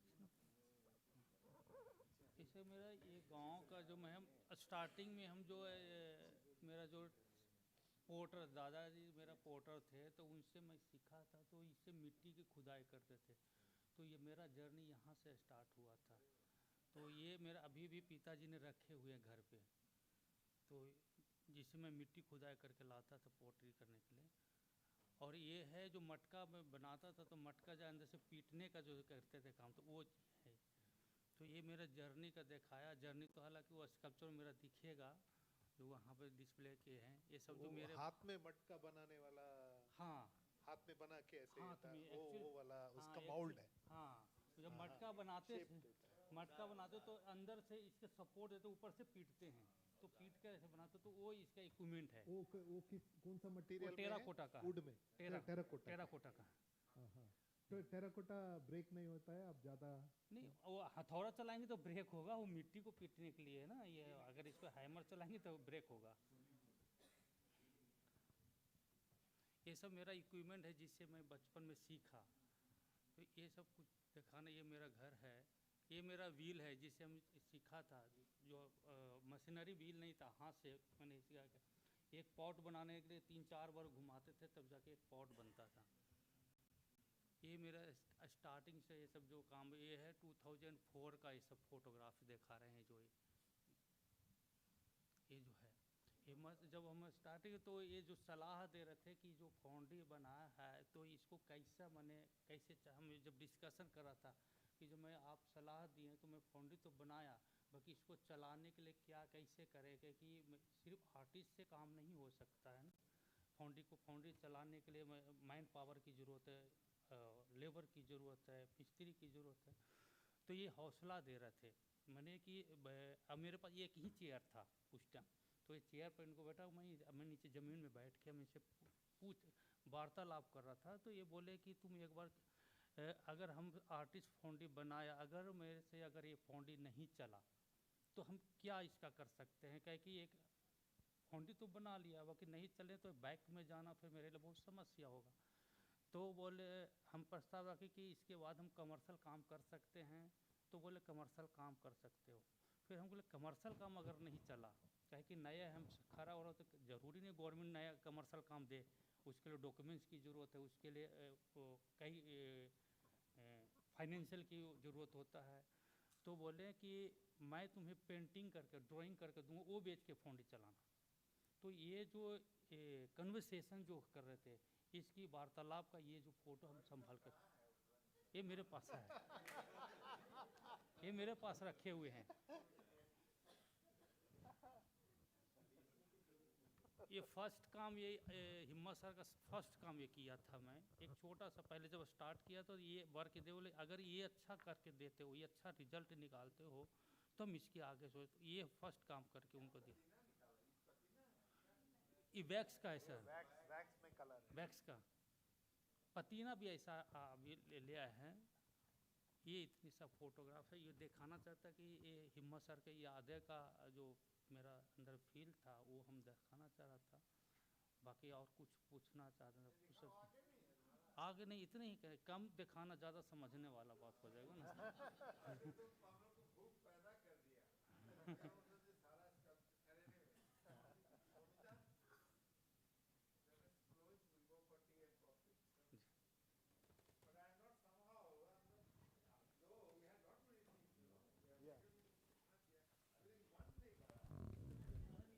और भी चाहिए।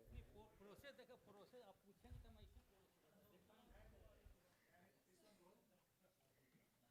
It's always good that hunger remains, so we can meet again and discuss and take this symposium and the exhibition to a next level. Thank you everyone for joining us yesterday, today, and make this day a happening place for museum. So on behalf of Bihar Museum, I thank you all.